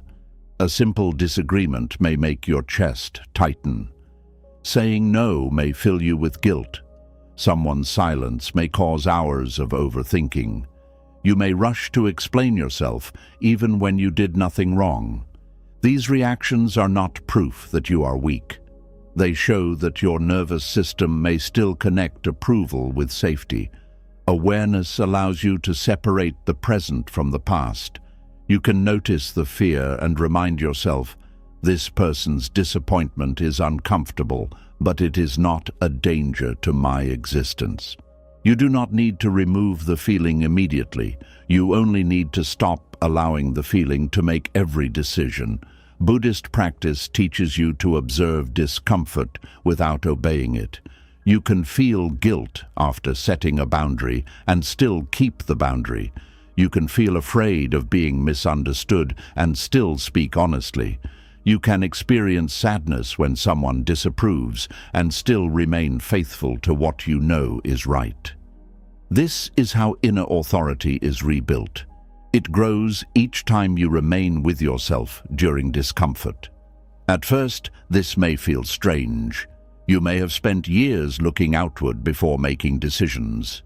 You ask what others will think, whether they will be angry, whether they will still like you, or whether they will call you selfish. These questions may appear before you ask what you actually believe. You may not notice how often you consult the imagined opinions of others. Even when they are not present, they may still control your choices. You hear their voice in your mind. They will think, "I am foolish." They will be disappointed. They will say, "I have changed." They will not understand. You may abandon an idea before anyone rejects it. You may hide a part of yourself before anyone criticizes it. You may say no to your own life to prevent someone else from saying no to you. This is rejection before rejection. You reject yourself in advance. You may call it being realistic, considerate, or careful. But sometimes it is fear trying to protect you from judgment. The cost is high. Every time you choose against yourself to remain acceptable, you teach your mind that your own voice cannot be trusted. Your confidence weakens, not because you lack ability, but because you repeatedly refuse to stand beside yourself. Confidence is often misunderstood as believing that you will always succeed. True confidence is knowing that you will not abandon yourself when things go wrong. You may fail. Someone may misunderstand you. A plan may not work. A relationship may end. But you remain willing to listen, learn, adjust, and care for yourself. That kind of confidence cannot be given by applause. It is built through loyalty to your own conscience. Ask yourself how you behave when no one supports your decision. Do you immediately assume you must be wrong? Do you become desperate to convince everyone? Do you change direction simply to end the tension? Inner authority does not mean refusing all advice. It means understanding that agreement is not the same as truth. Many people can agree with an unhealthy choice. One person can disagree with a wise one. Popularity does not make something correct. Rejection does not make something wrong. The Buddha encouraged careful observation rather than blind acceptance. Wisdom grows through direct understanding, not through depending entirely on another person's claims. You listen, examine, practice, and observe the results. The same principle can guide your personal life. When someone judges your decision, examine it honestly. Does this choice come from fear, pride, anger, or wisdom? Does it create unnecessary harm? Does it reflect your values? Are you avoiding responsibility? Are you protecting dignity or merely protecting your ego? These questions help you correct yourself without surrendering your mind. You do not need approval to be honest, but honesty requires self-examination. Otherwise, the language of inner authority can become an excuse for stubbornness. A person may say, "I do not care what anyone thinks," while refusing to face their harmful behavior. That is not freedom. It is avoidance. True inner authority is quiet enough to listen. It does not collapse under criticism, but it also does not hide from truth. It asks, "Is there something here I need to learn?" If the answer is yes, it changes without self-hatred. If the answer is no, it releases the judgment without resentment. This balance protects you from being controlled by both praise and criticism. Praise may encourage you, but it does not make you superior.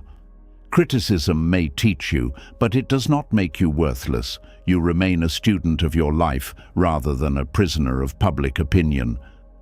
Rejection also reveals where you have confused another person's emotional response with your responsibility. You may believe that if someone is upset, you must have done something wrong. You rush to repair their feelings before understanding what happened. But people can be upset because you refuse to be controlled. They can feel disappointed because you did not meet an unreasonable expectation. They can become angry when you stop providing something they had taken for granted. Their discomfort is not automatic proof of your guilt. You are responsible for your actions, words, and intentions. You are not responsible for controlling every emotion another person experiences. This distinction is essential. Suppose you respectfully decline a request because you are exhausted. The other person becomes cold. If you have handed away authority, their coldness may make you question your right to rest. You may reverse your decision just to recover their warmth. In that moment, affection becomes a tool of control. They may be using it consciously or unconsciously. Either way, you teach the relationship that your boundaries disappear when enough pressure is applied. Each time this happens, you become less free. Rebuilding authority may require you to tolerate temporary distance. You may need to allow someone to be unhappy with you. You may need to let them misunderstand your boundary. You may need to resist the urge to send another explanation. This is not cruelty. It is the recognition that a healthy relationship must have room for two separate people. Love that requires you to lose yourself is not harmony. It is dependence. Buddhist teachings often speak about clinging as a source of suffering. You can cling not only to people and outcomes, but also to the image others hold of you. You may cling to being seen as kind, helpful, wise, successful, strong, or easy to love. When someone describes you differently, you feel attacked. Perhaps you have built your identity around being the good person. Then saying no feels dangerous because someone may call you selfish. Perhaps you have built your identity around being strong. Then asking for help feels shameful because someone may see you as weak. Perhaps you have built your identity around being intelligent. Then one mistake feels unbearable because someone may doubt your ability. The need to protect an image gives other people authority. Their opinion can threaten the identity you are trying to maintain. Freedom begins when you allow yourself to be human. You can be kind without pleasing everyone. You can be strong and still need support. You can be intelligent and still make mistakes. You can have good intentions and still cause harm that needs repair. When you no longer need to defend a perfect image, rejection loses one of its sharpest weapons. Someone may misunderstand you, but you do not need to panic. Someone may see one weak moment, but you do not need to hide. Someone may refuse to recognize your goodness, but your conduct can remain guided by your values rather than their opinion. Your life becomes less about controlling how you are seen and more about living honestly. This shift is powerful because controlling perception is impossible. You can explain yourself clearly and still be misunderstood. You can act kindly and still be disliked. You can offer your best and still be criticized. People do not respond only to what you do. They respond to what your actions mean within their own minds. You cannot enter every mind and correct every interpretation. Trying to do so will drain your life. You may spend hours composing messages, replaying conversations, or preparing explanations. You believe that if you find the perfect words, the person will finally see you correctly. Sometimes communication is valuable. But there comes a point when explaining becomes begging for permission to trust yourself. You repeat the same truth because you cannot tolerate that someone refuses to accept it. Inner authority allows you to say, "I have explained what I can. Their understanding is now beyond my control." You do not need to become silent in every situation. You simply recognize when further explanation no longer serves truth. The other person may continue rejecting your view. That does not require you to reject your own clear understanding. Another place where authority is surrendered is through comparison. You may allow another person's success to determine whether your path has value. If they are chosen, praised, or noticed, you feel that you must be falling behind. You begin judging your life through their timing. They entered a relationship, so you feel unlovable. They received a promotion, so you feel unsuccessful. They gained recognition, so you feel invisible. Their experience becomes a ruler used against your own. But comparison gives strangers and acquaintances control over your emotional state. They may not know you exist. yet their achievements decide how you feel about yourself. Buddhist awareness reveals the emptiness of this habit. Every person lives under different conditions. They have different opportunities, responsibilities, struggles, abilities, support systems, and lessons. You cannot measure two complete lives using one visible result. Someone may be ahead in one area and deeply lost in another. Someone may appear successful while living without peace. Someone may reach a goal early and later discover that it was not right for them. Your path cannot be understood by looking at someone else's surface. Inner authority returns when you stop asking comparison to tell you whether your life is moving correctly. Instead, you examine your own direction. Am I becoming more honest? Am I learning from experience? Am I treating people with care? Am I moving toward what matters? Am I becoming less controlled by fear? These questions create a personal standard rooted in growth rather than competition. You may still admire others. Their success can inspire you without becoming evidence against you. You can learn from someone's path without abandoning your own. Rejection often exposes how much you have depended on being needed. Some people feel valuable only when solving problems, giving advice, offering money, carrying responsibilities, or rescuing others. Being needed becomes their source of identity. Then, when someone no longer needs them, they feel rejected. They may believe they have lost their purpose. This can happen in families, friendships, workplaces, and relationships. You become the reliable one, the helper, the provider, or the person who never says no. Others may appreciate what you do, but you begin confusing usefulness with worth. You fear that if you stop giving, people will stop choosing you. This fear can lead you to overgive. You offer more than you can afford. You solve problems that are not yours. You neglect your health, time, and peace. When you become tired or create a limit, some people may withdraw. Their reaction reveals that the connection may have depended more on your service than your presence. This rejection can feel painful, but it also reveals where your authority was lost. You allowed other people's dependence to decide whether you mattered. Your value is not limited to what you provide. You deserve relationships where you can be present without always performing a function. You deserve rest without fearing replacement. You deserve to receive care, not only give it. Learning this may require you to stop rescuing people and observe what remains. Some connections may change, some people may call you selfish, others may reveal genuine care and adjust with you. This process can be uncomfortable, but it shows you which relationships allow you to remain a full person. Another sign that you have handed away authority is the need to be believed by everyone. When someone questions your experience, you may feel that your own memory and emotions are no longer valid. You begin gathering evidence for what you know happened. You explain details repeatedly. You seek witnesses. You become obsessed with proving that your pain was real. Being doubted can be deeply painful, especially when harm has occurred.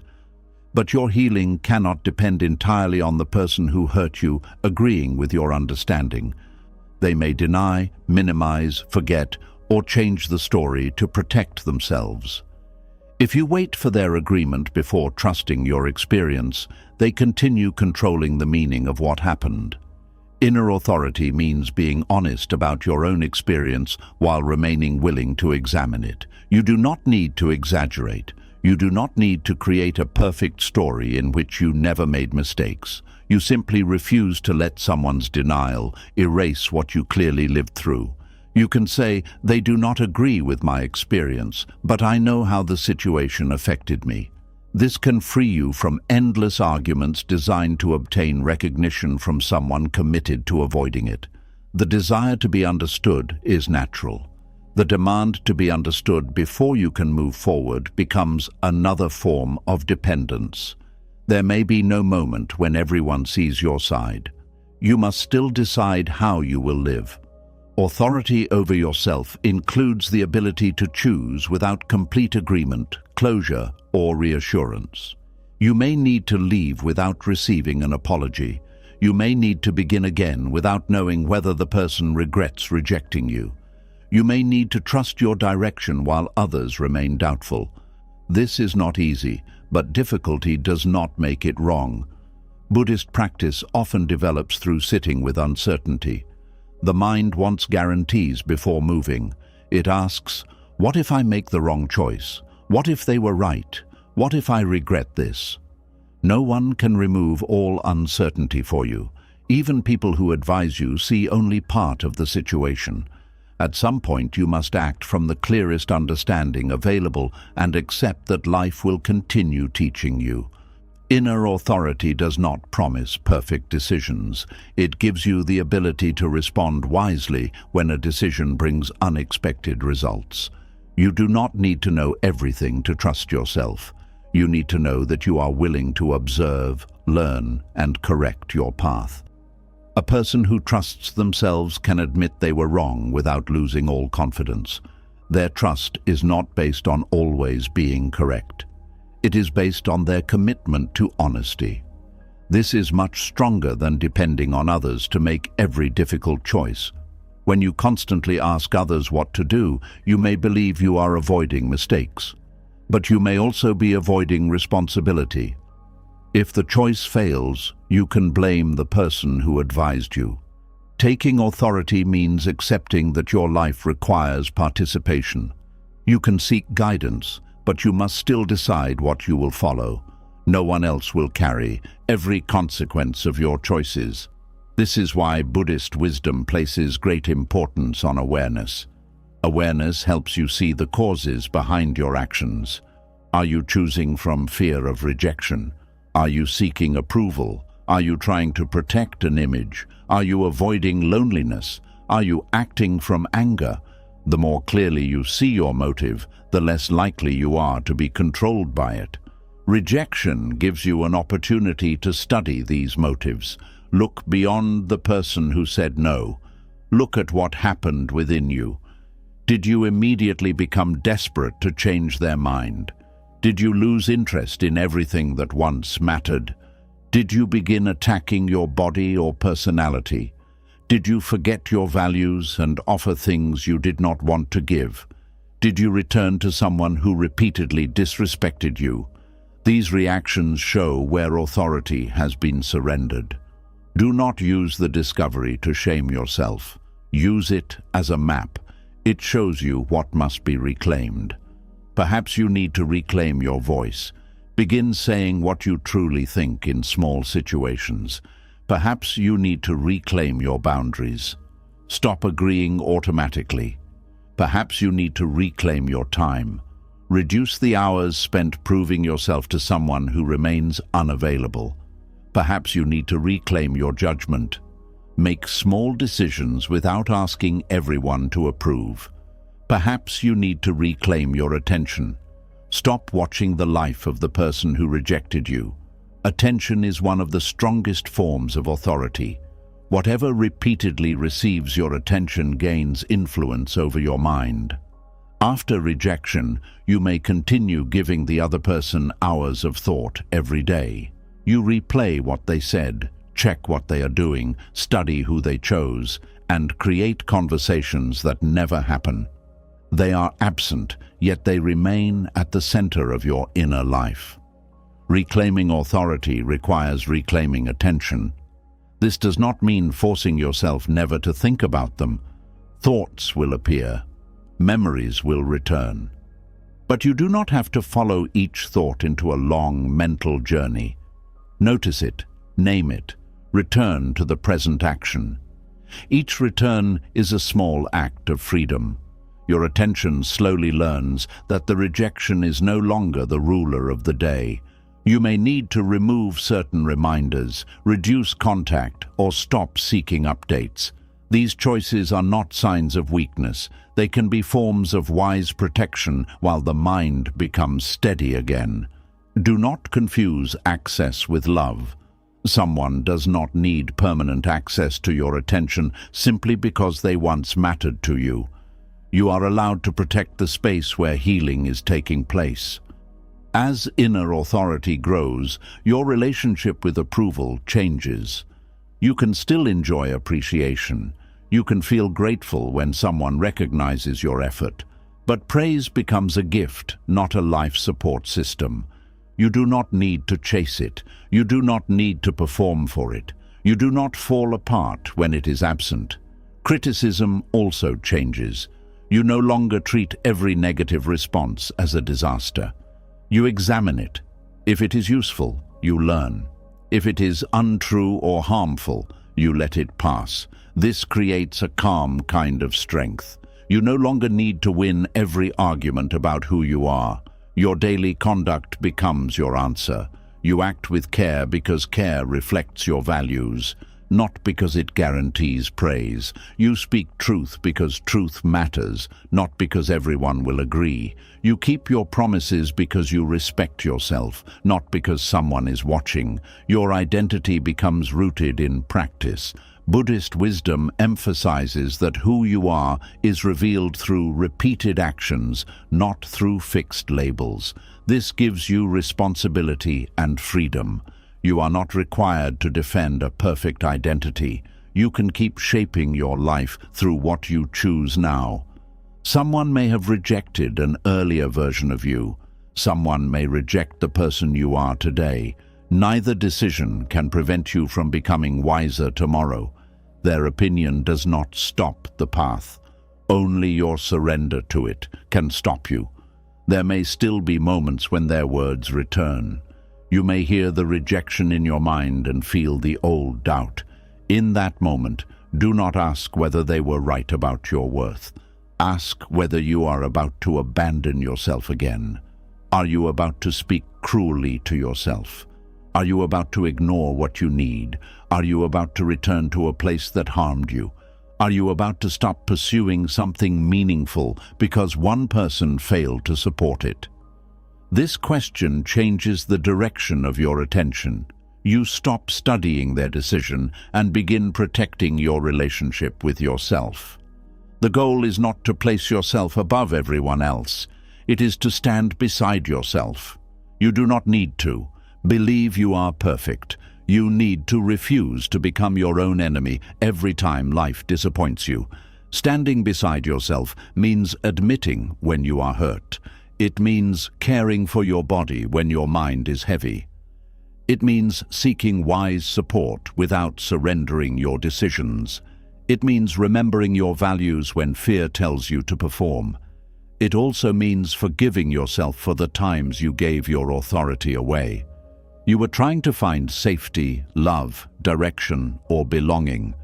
Now you are learning a wiser way. You cannot rebuild self-trust while constantly punishing the person you were. Speak to that earlier version of yourself with understanding. They did not yet know that approval could become a cage. They believed acceptance would protect them. They followed the only methods they understood. Now awareness gives you another choice. You can stop asking, how do I make them see my value? You can begin asking, how do I live in a way that does not betray what I know is true? This question does not depend on their answer. They may approve. They may reject you.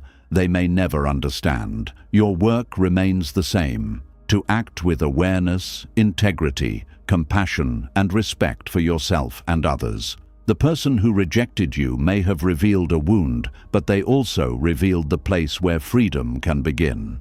They showed you how quickly their opinion could change your inner world. They exposed the fear that had been directing your choices. Now you can see it. What is clearly seen no longer controls you in the same hidden way. You begin taking back your voice, attention, judgment, time, and emotional energy.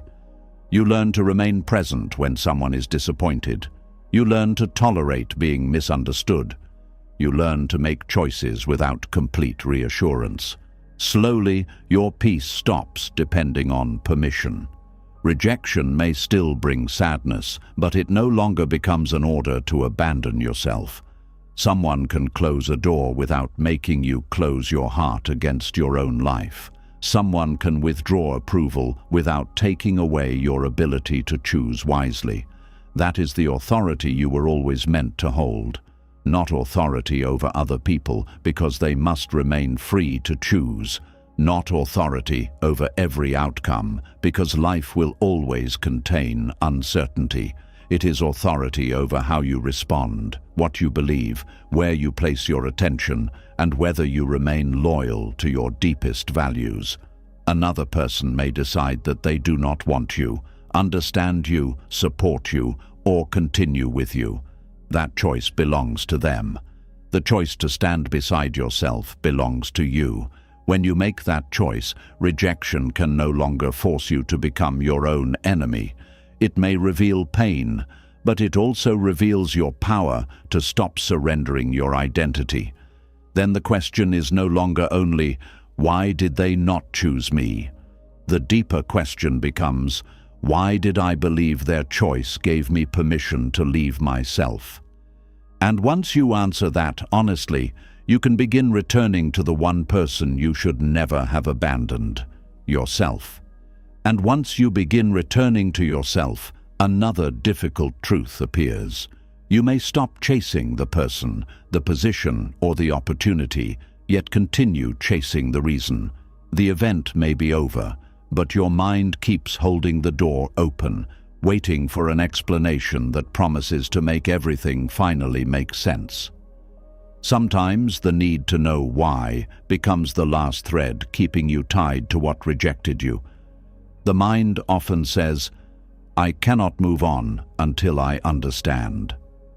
It believes that one honest conversation, one clear message, or one final answer will remove the confusion. You tell yourself that you are not asking for much. You only want the truth. You only want to know what changed, what went wrong, and why you were not chosen. That desire is understandable. Sudden endings and unclear rejection can leave the mind restless. Human beings naturally look for patterns.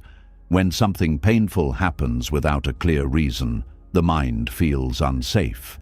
It begins searching for an explanation because explanations create a sense of order. You think that if you can understand the cause, you can control the pain. But not every explanation brings peace. Some explanations create more questions. Some arrive too late. Some are incomplete. Some are shaped to reduce guilt rather than reveal truth. Some are honest, but still unable to satisfy the emotional need beneath your question. You may receive an answer and immediately ask, but why did they feel that way? They explain further, and you ask, when did this begin? They give you a time and you ask, why did they not tell me sooner? They answer again, and you ask, was there something I could have done? The search continues because the mind is not only looking for information, it is looking for an answer that will remove the hurt. No explanation can always do that. Pain is not a puzzle that disappears the moment every piece is placed correctly. You can understand exactly why someone left and still miss them. You can know why an opportunity was denied and still feel disappointed. You can receive a complete account of what happened and still struggle with the loss. Understanding and healing are connected, but they are not the same. An explanation may tell you how an event happened. It cannot always change the fact that it happened. This is where the mind becomes trapped. It believes there must be a perfect answer hidden somewhere, and if it keeps searching, it will eventually find relief. So it replays conversations, rereads messages, studies changes in behavior, and examines every detail. You become a detective inside your own pain. You search for the exact day the other person became distant. You remember a strange tone in their voice. You analyze a delayed reply. You question whether a comment meant more than you understood at the time. You compare what they said before with what they said later. The mind builds theories. Perhaps they never cared. Perhaps someone else appeared. Perhaps you said the wrong thing. Perhaps they were afraid. Perhaps you were too available. Perhaps you were not available enough. Each theory produces a different emotion. One creates anger, another creates shame, another creates hope, another makes you want to contact them again. Instead of moving through the rejection, you remain emotionally active inside it. This is why chasing an explanation can become a form of attachment. Your attention remains centered on the person or event. Your days continue to be organized around what happened. The rejection becomes a question you carry everywhere.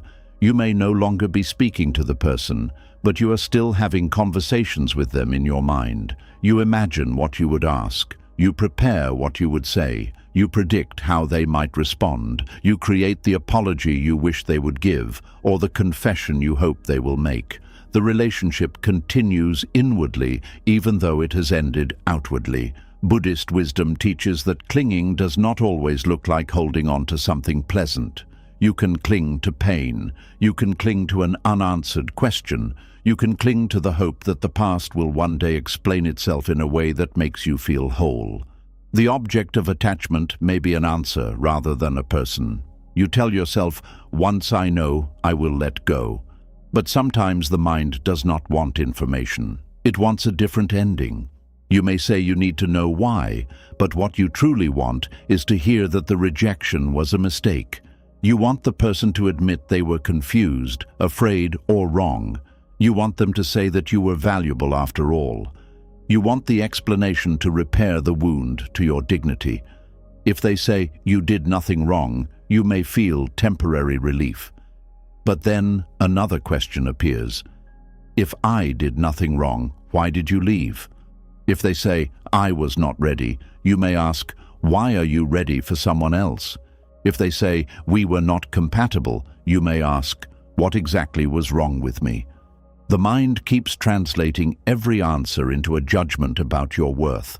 This shows that the deeper issue is not always the lack of explanation. It is the belief that another person holds the final truth about you. As long as you believe they possess an answer that can restore your value, you remain dependent on them. They become the keeper of your closure. This gives someone who rejected you continued power over your emotional life. You wait for their honesty, their courage, their understanding, or their willingness to communicate. But they may never offer these things. Some people avoid difficult conversations. Some do not understand their own motives. Some change their minds without being able to explain why. Some know the truth but are afraid to say it. Some give vague answers because they want to avoid conflict. Others create a story that protects how they see themselves. You may be asking for clarity from someone who does not have clarity within themselves.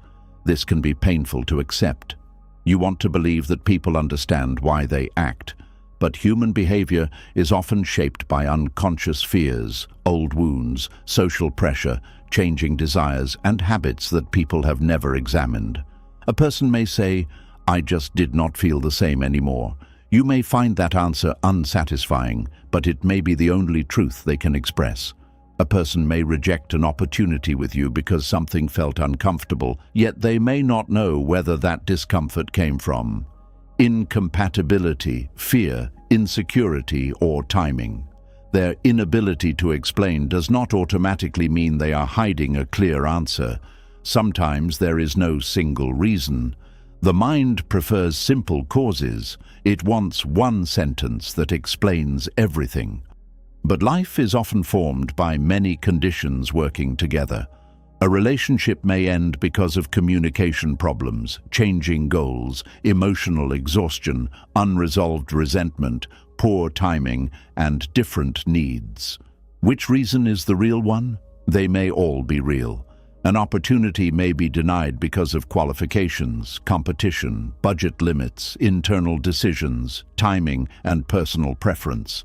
There may not be one final cause that can settle the mind. Buddhist teachings encourage you to see this complexity without demanding that every condition be fully known. Events arise through many causes, and many of those causes remain invisible. You do not know every thought another person had. You do not know every private struggle influencing them. You do not know every conversation that happened outside your presence. Trying to know everything can become an attempt to control what cannot be controlled. The mind says, if I understand every detail, I can make sure this never happens again. This desire often comes from fear. Rejection made you feel powerless, and explanation seems like a way to recover power. You believe that if you identify the exact mistake, you can correct it and prevent future pain. Learning from experience is wise, but believing that perfect analysis can protect you from all rejection is another illusion. You can communicate better and still be misunderstood. You can prepare carefully and still not be selected. You can love sincerely and still experience loss. You can make wise choices and still meet people whose decisions you cannot control. No explanation can turn life into a place without uncertainty. Sometimes self-blame feels safer than uncertainty because it gives you a clear cause. If everything happened because of one mistake you made, then perhaps changing yourself will guarantee a different result next time. So the mind searches for fault. You remember the moment you were impatient. You think about the day you were too quiet. You question whether you shared too much, waited too long, asked for too much, or showed too much interest. Perhaps there are lessons in some of these details, but the mind rarely stops at a balanced lesson. It often turns the search into punishment. You do not say, I could communicate more clearly next time. You say, I ruined everything. You do not say, I ignored some warning signs. You say, I am foolish. You do not say, I was not prepared for this opportunity. You say, I will never succeed. The search for explanation becomes a way of proving an old negative belief. You may even prefer a painful answer over no answer because certainty feels easier to carry than mystery. You think, at least now I know it was my fault. But false certainty is not wisdom. It may give the mind a story, but the story can become a prison. Buddhist awareness asks you to notice when the search for truth has changed into a search for someone to blame. Sometimes you blame yourself. Sometimes you blame the other person. Sometimes you move between both. One day you decide they were heartless. The next day you decide you were not enough. Then you believe they were afraid. Later, you think you pushed them away. The mind continues moving because no story creates lasting peace. You may believe you are processing the experience, but you are often repeating it. True reflection has direction. It helps you understand, learn, and move forward. Rumination circles around the same questions without producing new wisdom. Reflection asks, what can this experience teach me? Rumination asks, how many times can I reopen the same wound? Reflection recognizes what is known and what remains unknown. Rumination treats uncertainty as an emergency. Reflection ends when the useful lesson has been found. Rumination believes one more hour of thinking will finally solve everything. You can learn to recognize the difference by noticing how you feel after thinking. Does the thought bring clarity, responsibility, or a practical next step? Or does it leave you more confused, ashamed, angry, and desperate to contact the person? The state created by the thinking reveals its quality. This does not mean you must stop asking all questions. Some explanations are necessary. In a healthy relationship, honest communication matters. If someone's decision affects your responsibilities, safety, finances, family, or work, you may need clear information. You have the right to ask respectful questions. The problem begins when your healing depends on receiving the perfect response. You can ask once, perhaps more if the situation truly requires it. You can listen carefully. You can express your need for clarity. But at some point, you must notice whether the conversation is giving you information or keeping you emotionally tied to the person. If every answer becomes the beginning of another argument, the search may no longer serve healing. You may be trying to convince them that their reason is not good enough. They say the relationship no longer feels right, and you present evidence that it should. They say their goals have changed, and you explain why those goals can still include you. They say they need distance, and you argue that closeness would solve the problem. At this point, you are not only asking why, you are trying to change the outcome. The explanation becomes another door through which you attempt to return. This can happen because acceptance feels impossible. As long as the decision seems unclear, the mind can keep hope alive. You tell yourself that perhaps they are confused, perhaps they were pressured, or perhaps they will realize the truth. Uncertainty becomes painful, but it also protects you from the finality of loss. You remain suspended between holding on and letting go. The mind says, I cannot close the door because I do not know exactly what happened. But sometimes not knowing is the condition you must accept in order to close it. Closure is often misunderstood. People think closure is something another person gives through a final conversation. Sometimes that happens. A clear, respectful explanation can help the mind settle, but closure can also be a decision you make when complete answers are unavailable. It can mean saying, I do not understand everything, but I understand enough to stop waiting. Perhaps you know that the person chose not to continue. Perhaps you know that communication became inconsistent. Perhaps you know that your needs were not being met. Perhaps you know that the opportunity is no longer available. You may not know every hidden motive, but you know the reality you must respond to. Acceptance begins with what is present, not with what you hope will later be revealed. Buddhist wisdom teaches that suffering grows when the mind argues with reality. The mind says, this should not have happened this way. They should have explained more. I should have received a better ending. These thoughts may be understandable, but they keep you fighting an event that has already occurred. Acceptance does not mean approving of what happened. It does not mean saying the other person behaved well. It does not mean denying that you deserved clearer communication. Acceptance means recognizing that this is what happened, even though you would have preferred something different.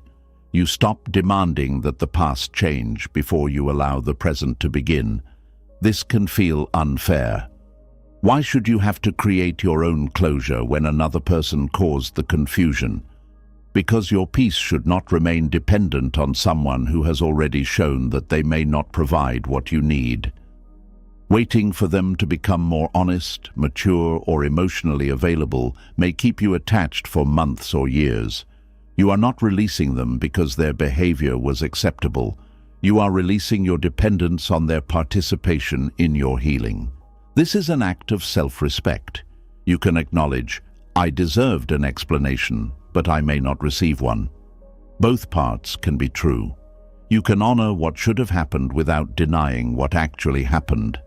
The gap between these two truths is where grief lives. You grieve the ending, but you may also grieve the respectful conversation you never received. You grieve the apology, honesty, or care that was absent. This secondary loss can be as painful as the rejection itself. Allow yourself to name it. Perhaps what hurts most is not that they left, but that they left without treating the connection with dignity. Perhaps what hurts is that they changed suddenly and made you question your own memory. Perhaps what hurts is that they offered a shallow reason for something that deeply affected you. Naming this pain can reduce the mind's desperate search. You realize, I am not only looking for information, I am grieving the care I hoped they would show. Once you see this, you can stop expecting an explanation to become the care that was missing. Their words may never carry the compassion you wanted.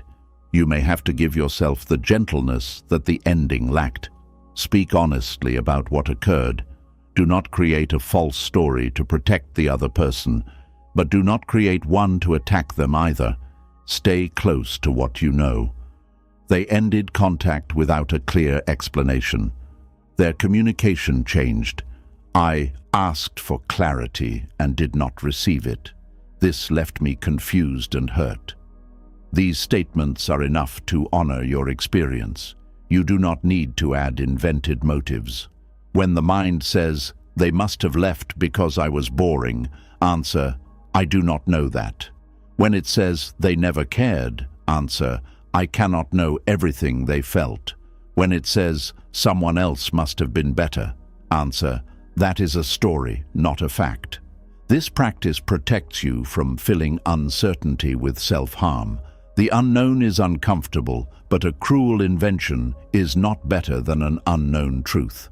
Learning to say I do not know is a powerful Buddhist practice. The ego often wants certainty because certainty makes it feel secure. But wisdom is willing to remain open where knowledge is incomplete. I do not know exactly why they changed. I do not know what they were thinking. I do not know whether a different action would have changed the result. These statements may feel weak at first, but they are honest. There is strength in refusing to create false certainty. Uncertainty also teaches humility. You begin to see that not every event can be completely explained from your limited position. You are one person inside a much larger web of conditions. This does not make you helpless. It helps you focus on what is truly available to you. You may not know why they rejected you, but you can know how you want to care for yourself now. You may not know whether they will regret the decision, but you can know that waiting for their regret is keeping you stuck. You may not know what they told other people, but you can choose not to build your life around correcting every story. You may not know whether you could have prevented the ending, but you can learn from the parts that are clear. This moves your attention from unanswered questions to present responsibility. One useful practice is to divide what you know from what you assume. What you know might be simple. The relationship ended. The application was declined. The friendship changed. The invitation did not come. What you assume may be much larger. You were not worthy. They found someone better. Everyone will reject you. You will never recover. When these categories are mixed together, assumptions feel like facts. Separating them brings clarity. Another practice is to ask whether the answer you want could truly satisfy you. Be honest. Suppose the person told you that they rejected you because they were afraid. Would you be at peace, or would you try to help them overcome the fear? Suppose they said they preferred someone else. Would you accept it, or would you begin comparing yourself? Suppose they admitted they made a mistake. Would you move on, or would you hope they would return? This question reveals whether you are seeking truth or continued connection. Sometimes you do not want closure, you want another chance. There is nothing shameful about admitting this. Honesty allows you to stop hiding hope behind the language of explanation.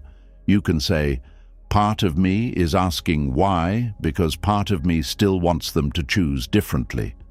Once this is visible, you can grieve the hope directly rather than keeping it alive through endless questions. Hope is not always helpful. Hope connected to a possible future can give strength. Hope attached to someone who has repeatedly shown unwillingness can delay acceptance. Wisdom asks whether hope is opening your life or keeping it paused. If the hope prevents you from sleeping, connecting with others, pursuing your work or caring for yourself, it may no longer be hope. It may be attachment wearing hopeful language. Letting go of the question does not mean you stop caring. It means you stop making the answer the price of your freedom. You may still wonder sometimes. A memory may return, and the mind may ask again, why? Instead of entering the entire search, you can respond gently, I may never know completely. Then return to what is here. Feel your breath. Notice the room. Continue the task in front of you.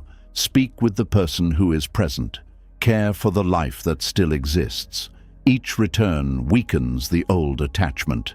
The unanswered question may remain, but it no longer controls the day. This is how acceptance often grows. Not through one powerful decision, but through many small moments when you choose the present over another journey into the past. You stop checking for hidden messages. You stop asking mutual friends for information. You stop looking at the person's life for evidence. You stop turning every new detail into part of the investigation. These behaviors may feel like ways of gaining clarity, but they often keep the emotional bond active. Every update becomes a new source of interpretation. You see that they are happy and think you meant nothing. You see that they are struggling and hope they will return. You see them with someone else and begin comparing. You see nothing and create your own story. No amount of observation can give peace to a mind committed to searching. At some point, you must protect yourself from information that has no useful place in your healing. This may require distance. You may need to stop following, checking, asking, or rereading. You are not pretending the past did not happen. You are refusing to keep reopening it. A wound cannot close while it is constantly examined. There is also a difference between remembering and rehearsing. Remembering happens naturally. A thought or image returns. Rehearsing means deliberately repeating the story, adding new interpretations, and strengthening the emotional reaction. You may not control the first memory, but you can become aware of what happens next. Do you follow it into another hour of analysis? Do you begin composing a message? Do you compare yourself again? Awareness gives you a pause. In that pause, you can say, "This thought is asking me to return to a question that has not brought peace." Then choose another direction. This is not suppression. You are not ordering the thought to disappear. You are deciding not to feed it. Buddhist meditation develops this ability. A thought appears and you observe it without following. It rises and passes like a sound.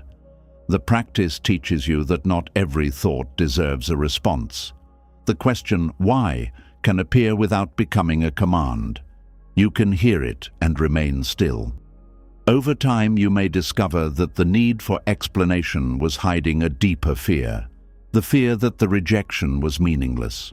You want the experience to fit into a clear lesson. You want to believe it happened for a reason that can be understood. Sometimes meaning becomes clear later. You recognize a pattern, strengthen a boundary, or discover a direction you would not have chosen before. But forcing meaning too early can create another form of suffering. Not every painful event immediately reveals its lesson. Some experiences must be lived through before they can be understood. Some may never fit into a perfect story. You are still allowed to move forward. Your life does not need a complete explanation of yesterday before it can continue today. Perhaps the most healing question is no longer, "Why did this happen?" It may become, "How do I want to respond to what happened?" The first question looks backward toward causes you may never fully know. The second brings you into your own power. You can respond by becoming more honest. You can develop better boundaries. You can stop ignoring clear signs. You can learn to ask direct questions earlier. You can choose people who communicate with greater care. These responses create wisdom without requiring total certainty. They allow the experience to teach you without allowing it to own you. There will always be unanswered questions in life. People will leave before explaining themselves. Opportunities will close for reasons you never hear. Some relationships will change without one dramatic cause. If peace requires complete understanding, peace will always remain fragile. Buddhist wisdom offers another foundation, the ability to live wisely even when knowledge is incomplete.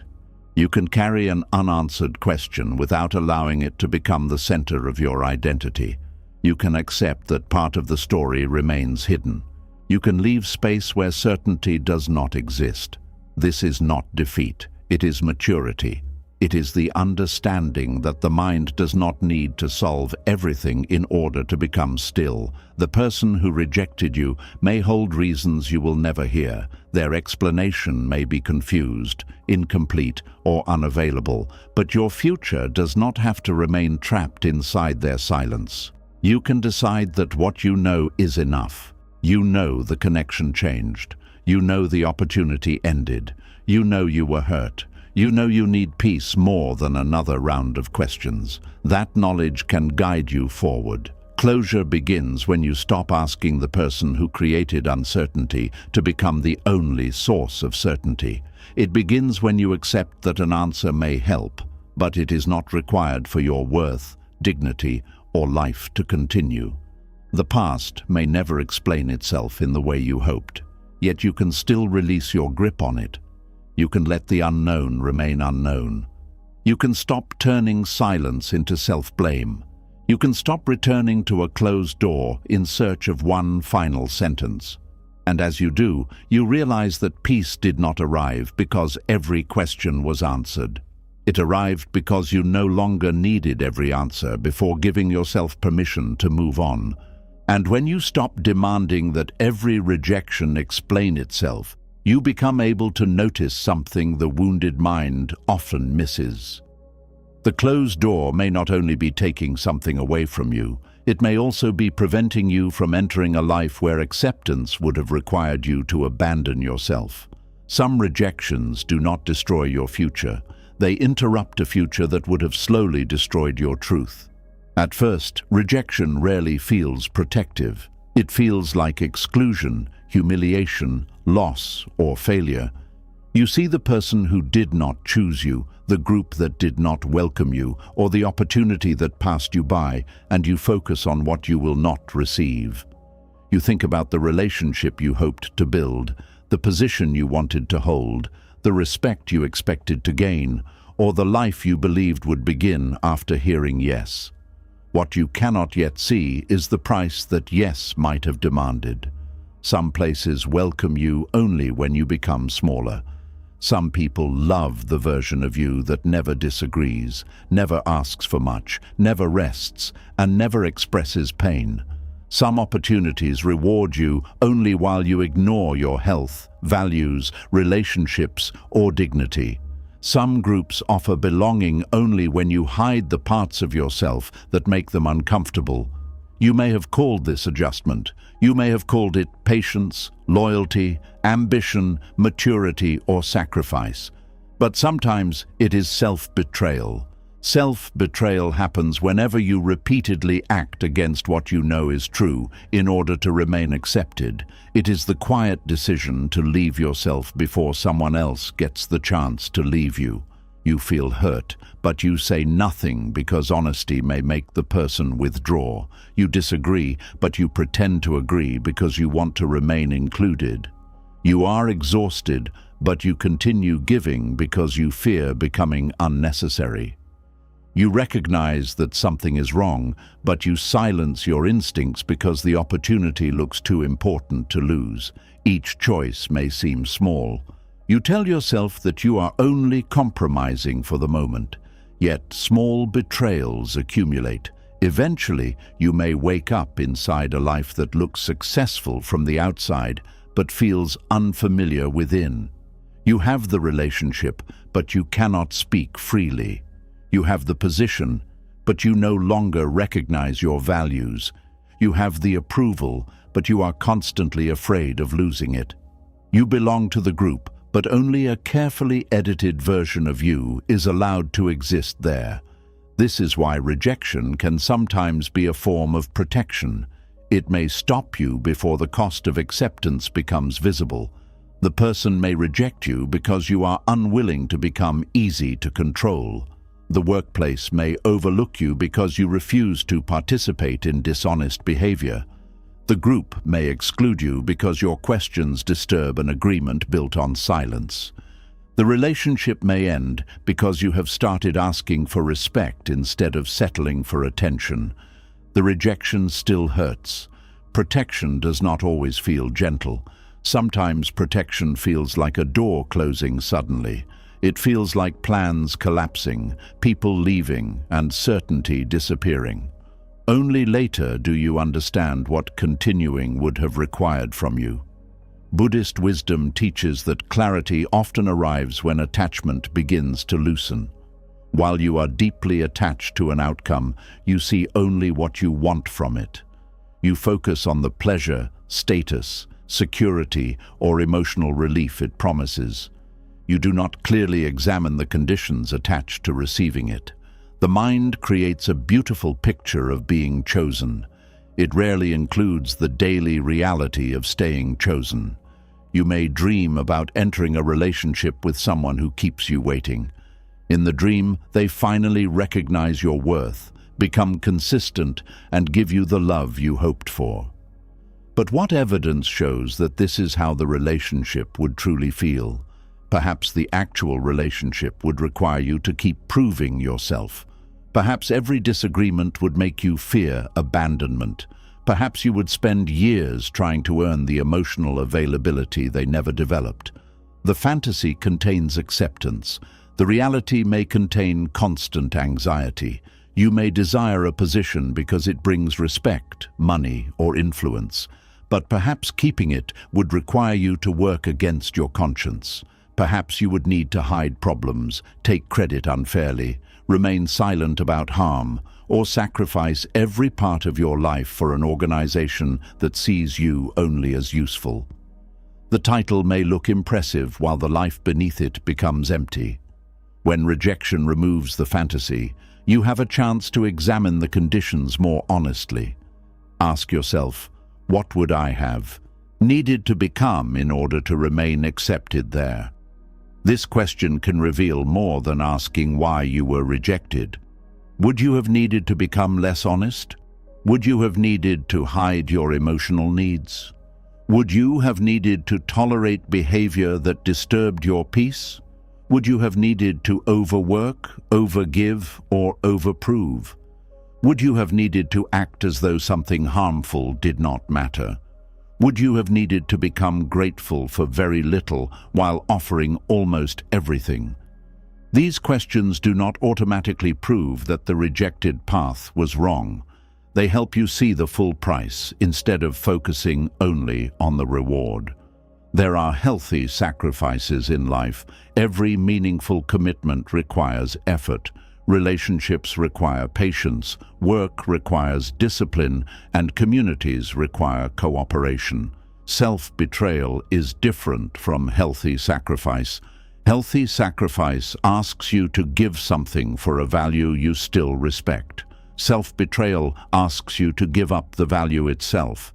Healthy compromise allows both people to remain visible. Self-betrayal requires one person to disappear. Healthy effort may make you tired, but it does not require you to hate who you are becoming. Self-betrayal creates a growing distance between your actions and your conscience. You may need to wake early for meaningful work. That is effort. You may need to lie, manipulate, or harm others to remain employed. That is a violation of integrity. You may need to adjust some habits within a loving relationship. That is growth. You may need to hide your thoughts and accept repeated disrespect so the person will stay. That is self-abandonment. The difference can be difficult to see when you are desperate to be chosen. Attachment makes harmful conditions look reasonable. You begin negotiating against yourself. You say, maybe I am asking for too much. You say, no situation is perfect. You say, I should be more understanding. These statements can be wise in the right context, but they can also become tools you use to silence the truth. Perhaps you are not asking for perfection. You are asking for honesty. Perhaps you are not being impatient. You have been waiting for basic effort for a long time. Perhaps you are not refusing compromise. You are refusing to carry the entire relationship alone. The mind can misuse spiritual ideas in the same way. You may tell yourself to be compassionate when you actually need a boundary. You may call your silence peace when it is fear. You may call your suffering non-attachment while remaining deeply attached to being approved. Buddhist compassion does not require you to support another person's harmful behavior. Compassion includes wisdom. It sees suffering clearly and avoids creating more of it. You can understand someone's wounds without offering yourself as a place where those wounds are repeatedly acted out.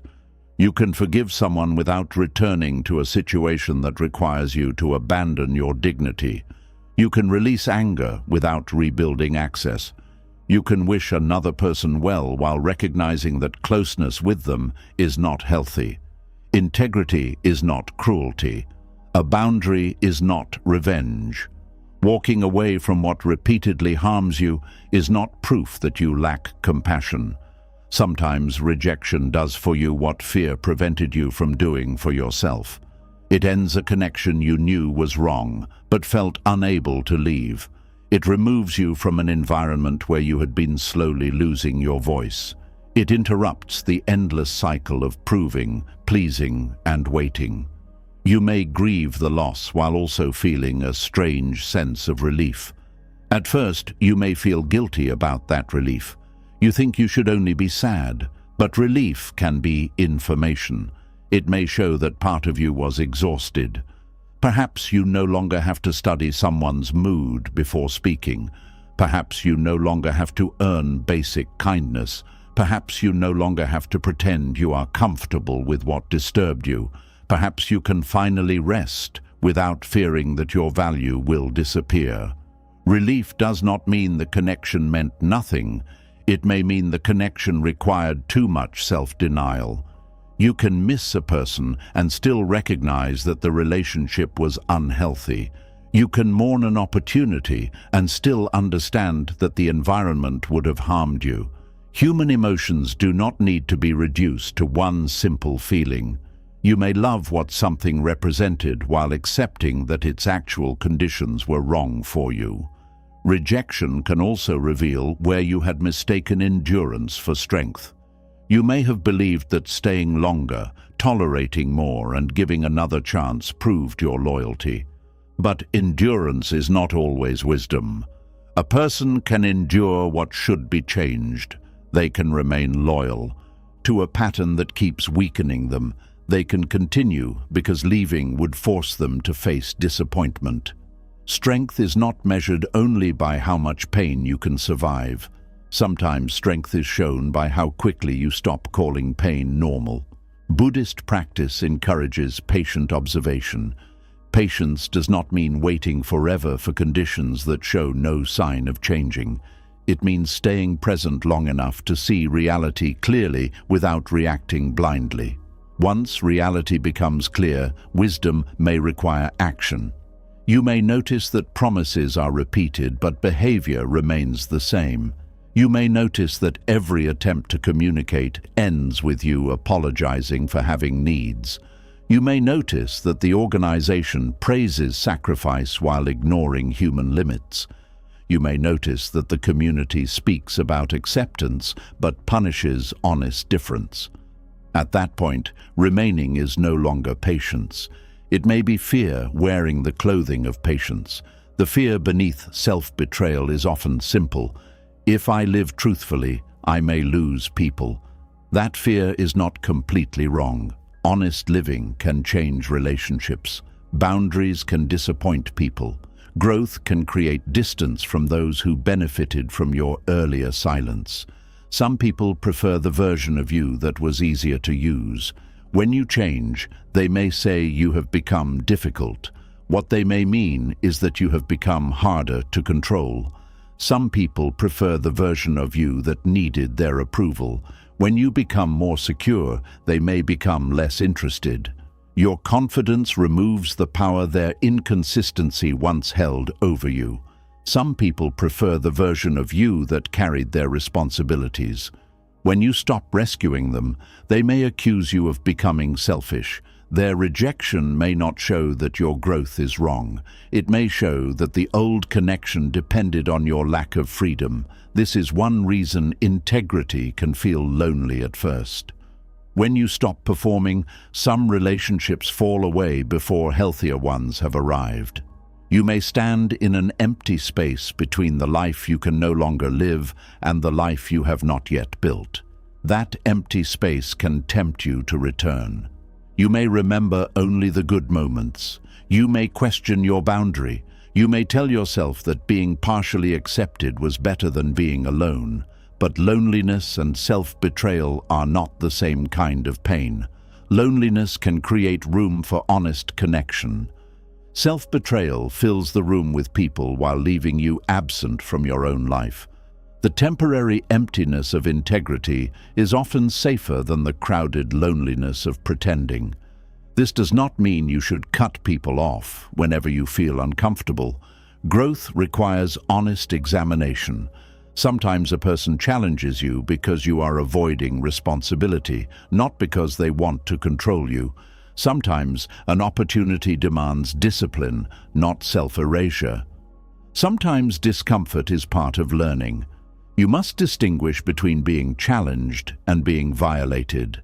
A healthy challenge asks you to become more responsible, honest, capable, or compassionate.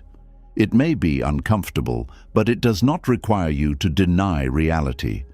An unhealthy demand asks you to become more silent, dependent, dishonest, fearful, or disconnected from yourself. A healthy person may disagree with you, but still respect your right to think. An unhealthy person treats disagreement as disloyalty. A healthy workplace may expect effort, but recognize human limits. An unhealthy one treats exhaustion as proof of commitment. A healthy community may have shared values but allows sincere questions. An unhealthy one demands obedience and punishes curiosity. Look at the direction in which the situation is shaping you. Are you becoming more honest or more secretive? More compassionate or more resentful? More responsible or more afraid? More connected to your values or more skilled at hiding them? The answer reveals whether acceptance there would support your integrity or weaken it.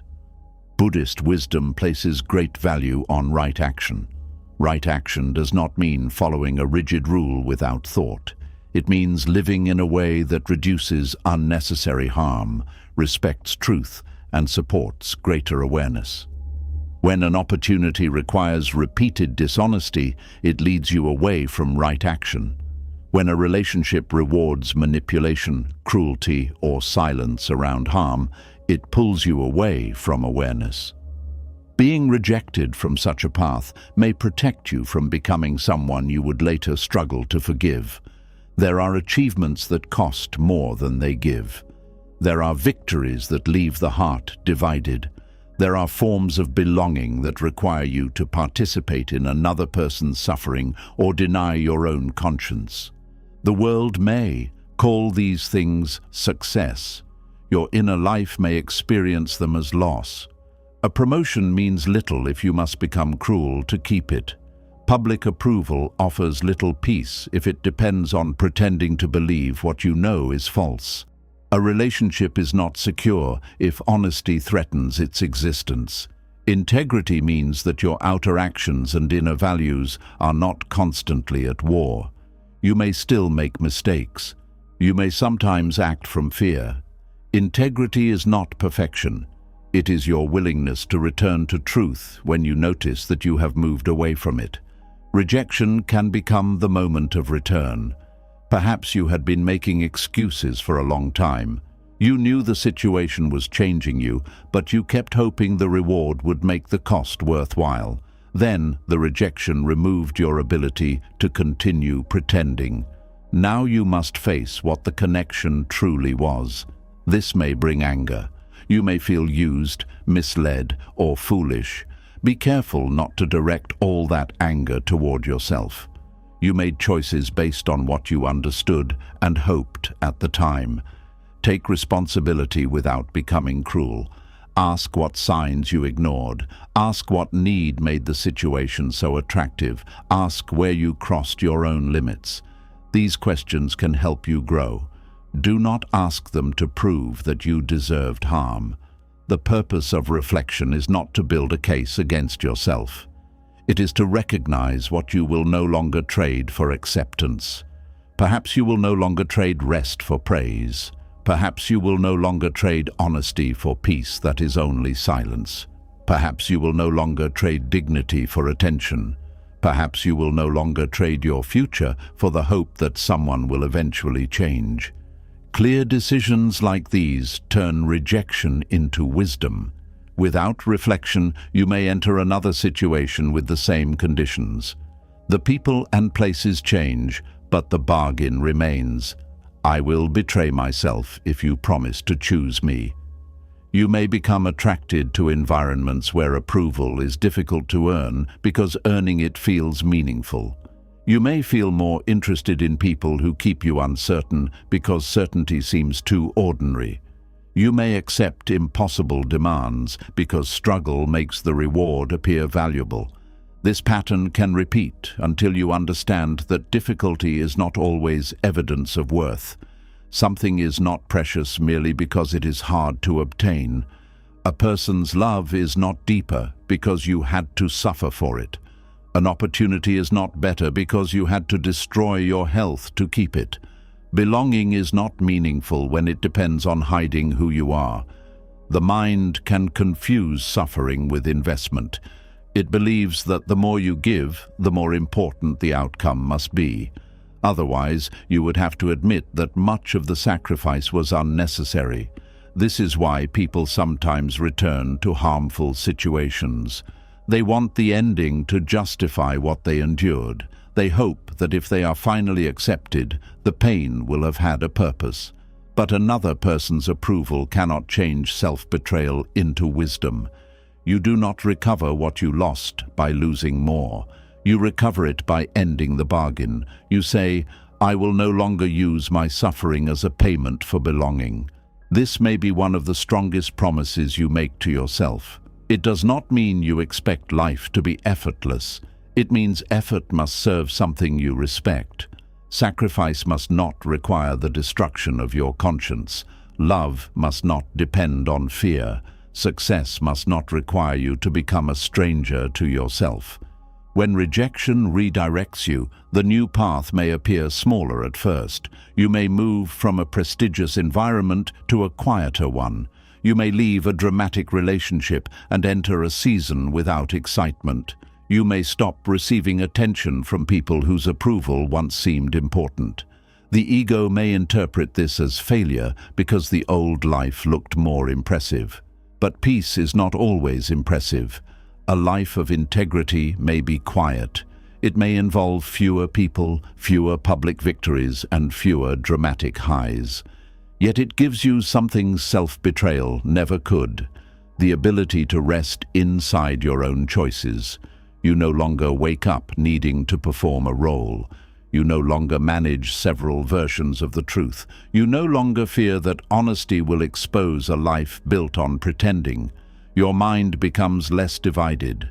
This inner unity is one form of Buddhist peace. You are not constantly defending an image or suppressing what you know. Your words, actions, and values begin moving in the same direction. That direction may not please everyone. Integrity is not a promise of universal approval. In fact, it often creates clearer rejection because people can finally see what you stand for. When you express no values, you can easily adapt to anyone. When you live by clear values, some people will decide that you are not right for them. This is not always a tragedy. Clear rejection can protect both sides from a false connection. Someone may want a relationship built around a lifestyle you do not respect. Someone may want an employee who follows orders without questioning harm. Someone may want a friend who agrees with everything. You do not need to become that person to avoid being rejected. Compatibility requires truth.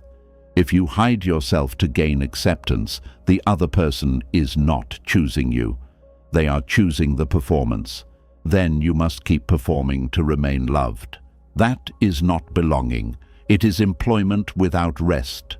True belonging allows your real presence to exist. You may still adjust, learn, and compromise, but you do not need to erase the core of who you are. This is why honest rejection can be kinder than false acceptance. A person who clearly says that your values do not match may cause temporary pain, but they save you from building a life on pretense. A company that rejects you because you refuse an unethical demand may close one path while preserving your ability to respect yourself. A group that excludes you because you speak honestly may reveal that its unity depends on silence. The rejection becomes information about the conditions of entry. Use that information carefully. Do not immediately assume that every rejected environment was beneath you. Pride can turn protection into superiority. You do not need to declare that everyone who rejected you was harmful or foolish. Some paths are simply not yours. A person may have different values without being a bad person. A role may require qualities you do not want to develop. A community may be healthy for others, but unsuitable for you. Integrity does not require you to condemn what does not fit. You can say, "This was not aligned with the life I want to build." That is enough. You also do not need to turn every rejection into a spiritual message. Sometimes you were rejected because you were unprepared. Sometimes your behavior needs correction. Sometimes another person made a reasonable choice. Even then, the rejection can protect you from self-betrayal if you respond honestly. Instead of creating excuses, you face the lesson. Instead of pretending you were ready, you improve. Instead of changing your entire identity to avoid shame, you correct the specific weakness. Integrity includes the courage to see yourself accurately. You do not protect your self-respect by refusing responsibility. You protect it by refusing both denial and self-hatred. Perhaps you were not ready for the role. You can prepare. Perhaps your communication caused harm. You can apologize and learn. Perhaps you acted from insecurity. You can develop awareness. Growth does not require you to believe you are worthless. It requires you to believe that your actions matter and can change. This is another way rejection can redirect you. It may interrupt a path before your character is prepared to carry what you wanted. Success received too early can strengthen pride, carelessness, or dependence. A delay may give you time to build the qualities the opportunity will later require. You may not appreciate this while waiting, yet receiving everything you desire at the moment you desire it is not always kindness. A child who receives every request immediately does not learn patience. An adult who never faces rejection may never examine their motives, values, or habits. Rejection creates a pause. What you do with that pause determines whether it becomes bitterness or transformation. You can spend the pause trying to prove that the door should have opened, or you can ask whether you were walking toward a life you truly wanted. Perhaps the path was chosen for approval, not meaning. Perhaps the relationship was attractive because of status, not connection. Perhaps the opportunity represented revenge against people who doubted you. Rejection can remove the reward long enough for you to see the motive. Ask yourself, would I still want this if no one were impressed? Would you still want the person if being with them did not make you feel chosen over someone else? Would you still want the career if it brought no public praise? Would you still want entry into the group if no one outside it knew you belonged? These questions separate genuine desire from performance. You may discover that much of what you chased was built around how you hoped to appear. You wanted to be seen as successful, desirable, important, or superior. There is no shame in recognizing this. The wish to be respected is human, but a life built entirely for appearance becomes exhausting because appearances must be maintained. Buddhist.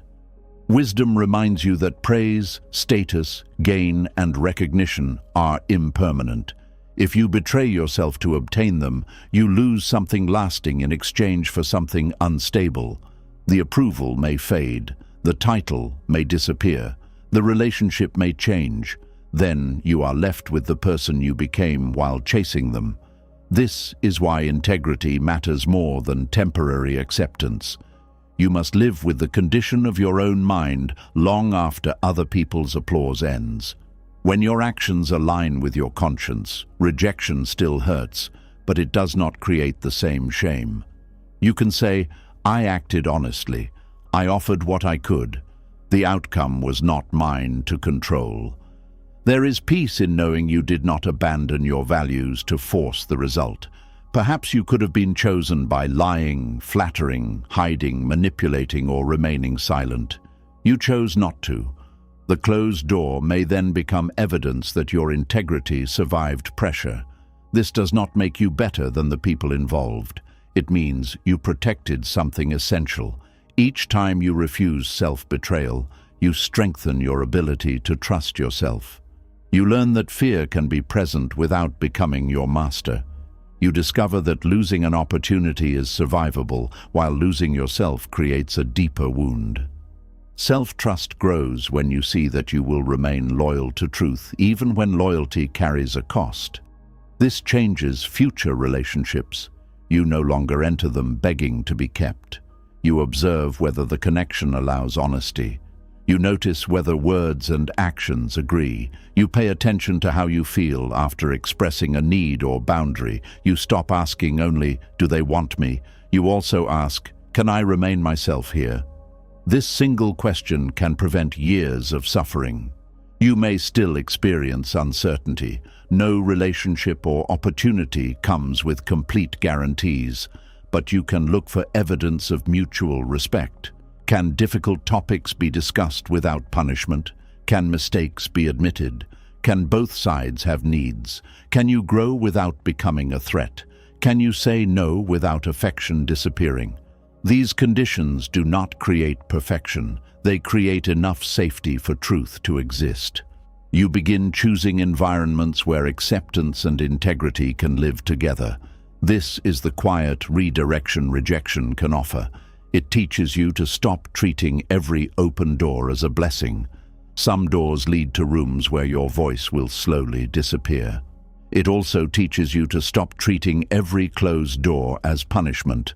Some doors close because the path beyond them cannot support the person you are becoming. You may not see this immediately. Grief can make protection look like loss. Give yourself time. As the emotional intensity settles, look back honestly. Notice what you had been tolerating. Notice how often you felt anxious, divided, or exhausted. Notice how much energy went into proving that you deserved a place. Perhaps you were not grieving peace. You were grieving the hope that the situation would eventually become peaceful. Hope can attach you to potential, while reality remains harmful. You keep loving what the person could become. You keep serving what the workplace promises it may become. You keep waiting for the group to become as accepting as its words claim. Potential is not the same as present reality. People and systems can change, but you cannot build your life entirely around changes they have not chosen to make. Rejection may release you from waiting for potential to become real. Now you can place your energy where truth already has room to breathe. This may mean choosing slower progress. It may mean rebuilding without the person or title you expected. It may mean disappointing those who wanted you to return to an old role. Integrity often asks you to accept a less dramatic path, but the quieter path may allow you to sleep. It may allow you to speak without fear. It may allow your body to relax after years of tension. Do not underestimate the value of a life that does not require constant self-defense. Peace is not laziness. It is not the absence of challenge. It is the absence of unnecessary war within yourself. You still work, love, learn, and face difficulty, but you no longer create an additional struggle by living against what you know. As you continue forward, the rejection may become part of your gratitude, not because the pain was pleasant, but because it stopped an agreement you were about to make against yourself. You may one day understand that you were asking to be admitted into a life where you would have needed to apologize for your truth. You may see that the person's refusal forced you to develop the courage you had been delaying. You may recognize that exclusion created room for a form of belonging that did not demand your silence. This understanding should not be forced. You do not need to pretend gratitude while the wound is fresh. Let insight arrive naturally. For now, it is enough to remain open to the possibility that the rejection did not see your whole future. It closed one path. It did not remove every path.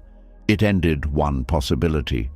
It did not destroy your ability to create another. Most importantly, it may have preserved the part of you that would have been slowly traded away to keep that possibility alive. When you see this, rejection becomes more than an insult to your ego. It becomes a question about integrity. What were you willing to give away? What truth were you preparing to silence? What harmful condition were you about to call normal? What version of yourself did you believe you had to become? These questions return you to what matters. The goal is no longer to be accepted at any cost. The goal is to build a life in which acceptance does not require self-abandonment. You begin to understand that being excluded from the wrong place can be a form of alignment. Being rejected by someone who cannot respect your truth can protect your ability to live it. Losing an opportunity that violates your values can make room for work you can perform without shame. This does not remove every difficulty. A life of integrity still contains uncertainty, sacrifice, and loss. But the pain has a different quality. You may struggle with circumstances, yet you are no longer struggling against yourself. That inner agreement gives you strength. You can face a closed door and say, "I wanted this, but I will not destroy myself to enter." You can face a person who withdraws and say, "I care about you, but I will not become less honest to remain acceptable." You can face an opportunity and say, "I will work hard, but I will not trade my conscience for success." These are not statements of pride. They are promises of self-respect. Rejection may have removed something you deeply desired. Let yourself mourn it, but while you mourn, do not overlook what remained. Your voice remained. Your conscience remained. Your ability to choose again remained. Your life remained. And perhaps the door closed before you had to sacrifice those things to keep it open. What felt like exclusion may have been the beginning of a more honest direction. What felt like failure may have interrupted a future built on performance. What felt like being pushed away may have returned you to the values you were preparing to leave behind. Then the rejection is no longer only the moment someone did not choose you. It becomes the moment life asked whether you would finally stop choosing against yourself. What felt like life asking whether you would finally stop choosing against yourself can lead to another hidden trap. You may decide to rebuild, succeed, and become stronger, but still make the person who rejected you the center of that journey. The goal changes from winning their approval to making them regret losing you. It feels like freedom, yet they are still directing your life from a distance. The desire to prove someone wrong can create powerful energy. You may work harder, improve your appearance, build a career, gain recognition, or create a new life. From the outside, this may look like confidence. People may admire your determination and call your rejection a blessing because it pushed you toward success. But your motive matters. If every achievement carries the silent message, "Look at me now," your progress is still tied to the person who dismissed you. You may no longer be asking them to choose you, but you are still asking them to notice you. You are still hoping their opinion will change. You are still measuring your victory through their future regret. This means they remain in control. They may not be speaking to you. They may not even know what you are doing. Yet their rejection continues deciding your goals, habits, and direction. You wake up thinking about how far you must go before they realize their mistake. You compare your present life with the version of you they once rejected. You imagine the day they return, apologize, or look at you with regret. Your life becomes a message written for someone who may never read it. Buddhist wisdom asks you to examine the anger hidden beneath this ambition. Anger can create movement, but it cannot create lasting peace. It may help you rise for a season. yet it keeps the wound emotionally active. Every success reminds you of the rejection that started the chase. You do not fully enjoy what you achieve because the achievement is being used as evidence in an old argument. You get the position, but immediately wonder whether they heard about it. You become healthier, but hope they see the difference. You enter a better relationship, but part of you wants the person who left to feel jealous. This prevents your new life from becoming truly new. The past is still sitting inside it. Growth motivated by revenge also creates pressure. You may feel that ordinary progress is not enough. You need visible success, dramatic change, and results that no one can ignore. Rest begins to feel like weakness because you believe you must keep proving yourself. If you struggle, you may feel that the person who rejected you was right. A setback becomes more than a normal difficulty. It feels like humiliation.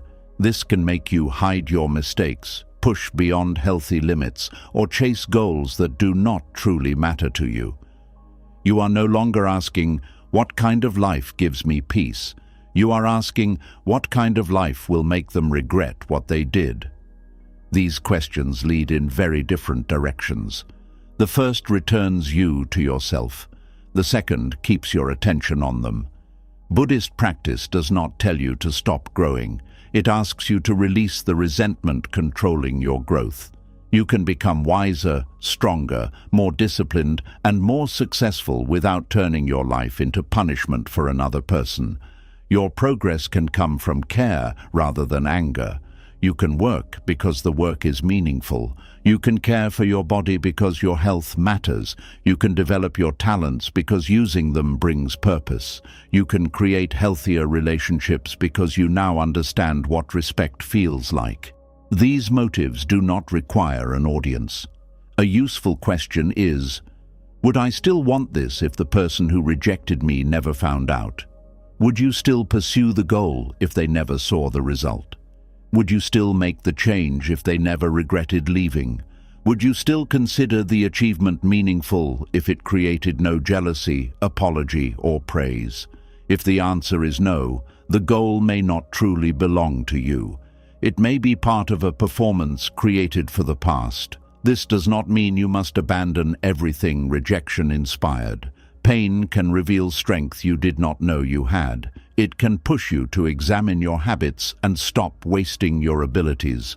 The lesson is not to reject the growth. It is to remove the old person from the center of it. Keep what is meaningful. Release the need to use it against anyone. Real freedom may feel quieter than revenge. There may be no dramatic moment when the person sees your success and understands what they lost. They may never apologize. They may continue believing the same things about you. Your peace must become independent of that possibility. You do not need to become someone else's regret to become proud of how you lived. The person may never look back, but you can still move forward. They may never recognize your growth, but the growth remains real. Their lack of regret does not reduce the value of the life you create. Buddhist wisdom encourages action without hatred because hatred binds you to its object. When you repeatedly think about defeating, embarrassing, or disappointing someone, your mind must keep carrying them. Forgiveness in this sense is not pretending the rejection was harmless. It is ending their role as the hidden director of your future. You stop rehearsing the scene in which they return. You stop treating your happiness as proof that they failed. You stop needing their suffering to confirm your healing. Their regret is no longer your reward. This allows your success to become peaceful. You can enjoy it without checking who noticed. You can feel grateful without turning gratitude into superiority. You can celebrate your progress without comparing it with the person who once rejected you. You also become free to change direction. When a goal belongs to you, you can release it if it no longer feels meaningful. But when the goal exists to prove someone wrong, leaving it feels like defeat. You may remain committed to a life you no longer want, simply because you fear what stopping might seem to say. Freedom gives you permission to choose again. Perhaps you began building something from anger, but now you can continue from purpose. Perhaps you entered a path to prove your value, but discovered that the work genuinely matters to you. Let the motive mature. You do not need to remain loyal to the pain that first moved you. The rejection may have started the journey, but it does not have to decide where the journey ends. As resentment fades, your effort becomes lighter. You still work seriously, but you are no longer fighting an invisible enemy. You no longer need every day to become evidence. You can rest without feeling that they are winning. You can make mistakes without hearing their judgment in your mind. Your life becomes yours. Again, this is the difference between reacting and choosing. Reaction says, "I will become successful because you doubted me." Choice says, "I will build a meaningful life because I value the time I have been given." Reaction remains connected to the wound. Choice begins from awareness. One day you may realize that you no longer care whether the person regrets rejecting you. This does not mean the experience was unimportant. It means it has lost its control over your direction. You no longer need to appear happy for them. You are simply living. You no longer need to look powerful. You are becoming peaceful. You no longer need to prove that they were wrong. You have stopped using their judgment as the standard by which your life is measured. That is when progress becomes freedom. Success no longer means rising high enough for someone from the past to see you. It means becoming present enough that you no longer need to look back and check whether they are watching. Rejection loses its power the moment you stop using another person's choice as a mirror for your worth. You may never receive every explanation, every apology, or every chance you hoped for, but you can still choose peace. You can stop chasing approval, stop proving yourself to people who dismissed you, and stop abandoning your truth just to be accepted. What leaves your life does not take your value with it. Sometimes the closed door is not punishment. It is protection, redirection, and an invitation to return to yourself. If this message spoke to something you have carried quietly, leave this sentence in the comments. I no longer need to be chosen to know my worth. Let those words become a promise to yourself. Subscribe to the channel for more Buddhist wisdom that helps you release suffering, protect your peace, and live with greater freedom.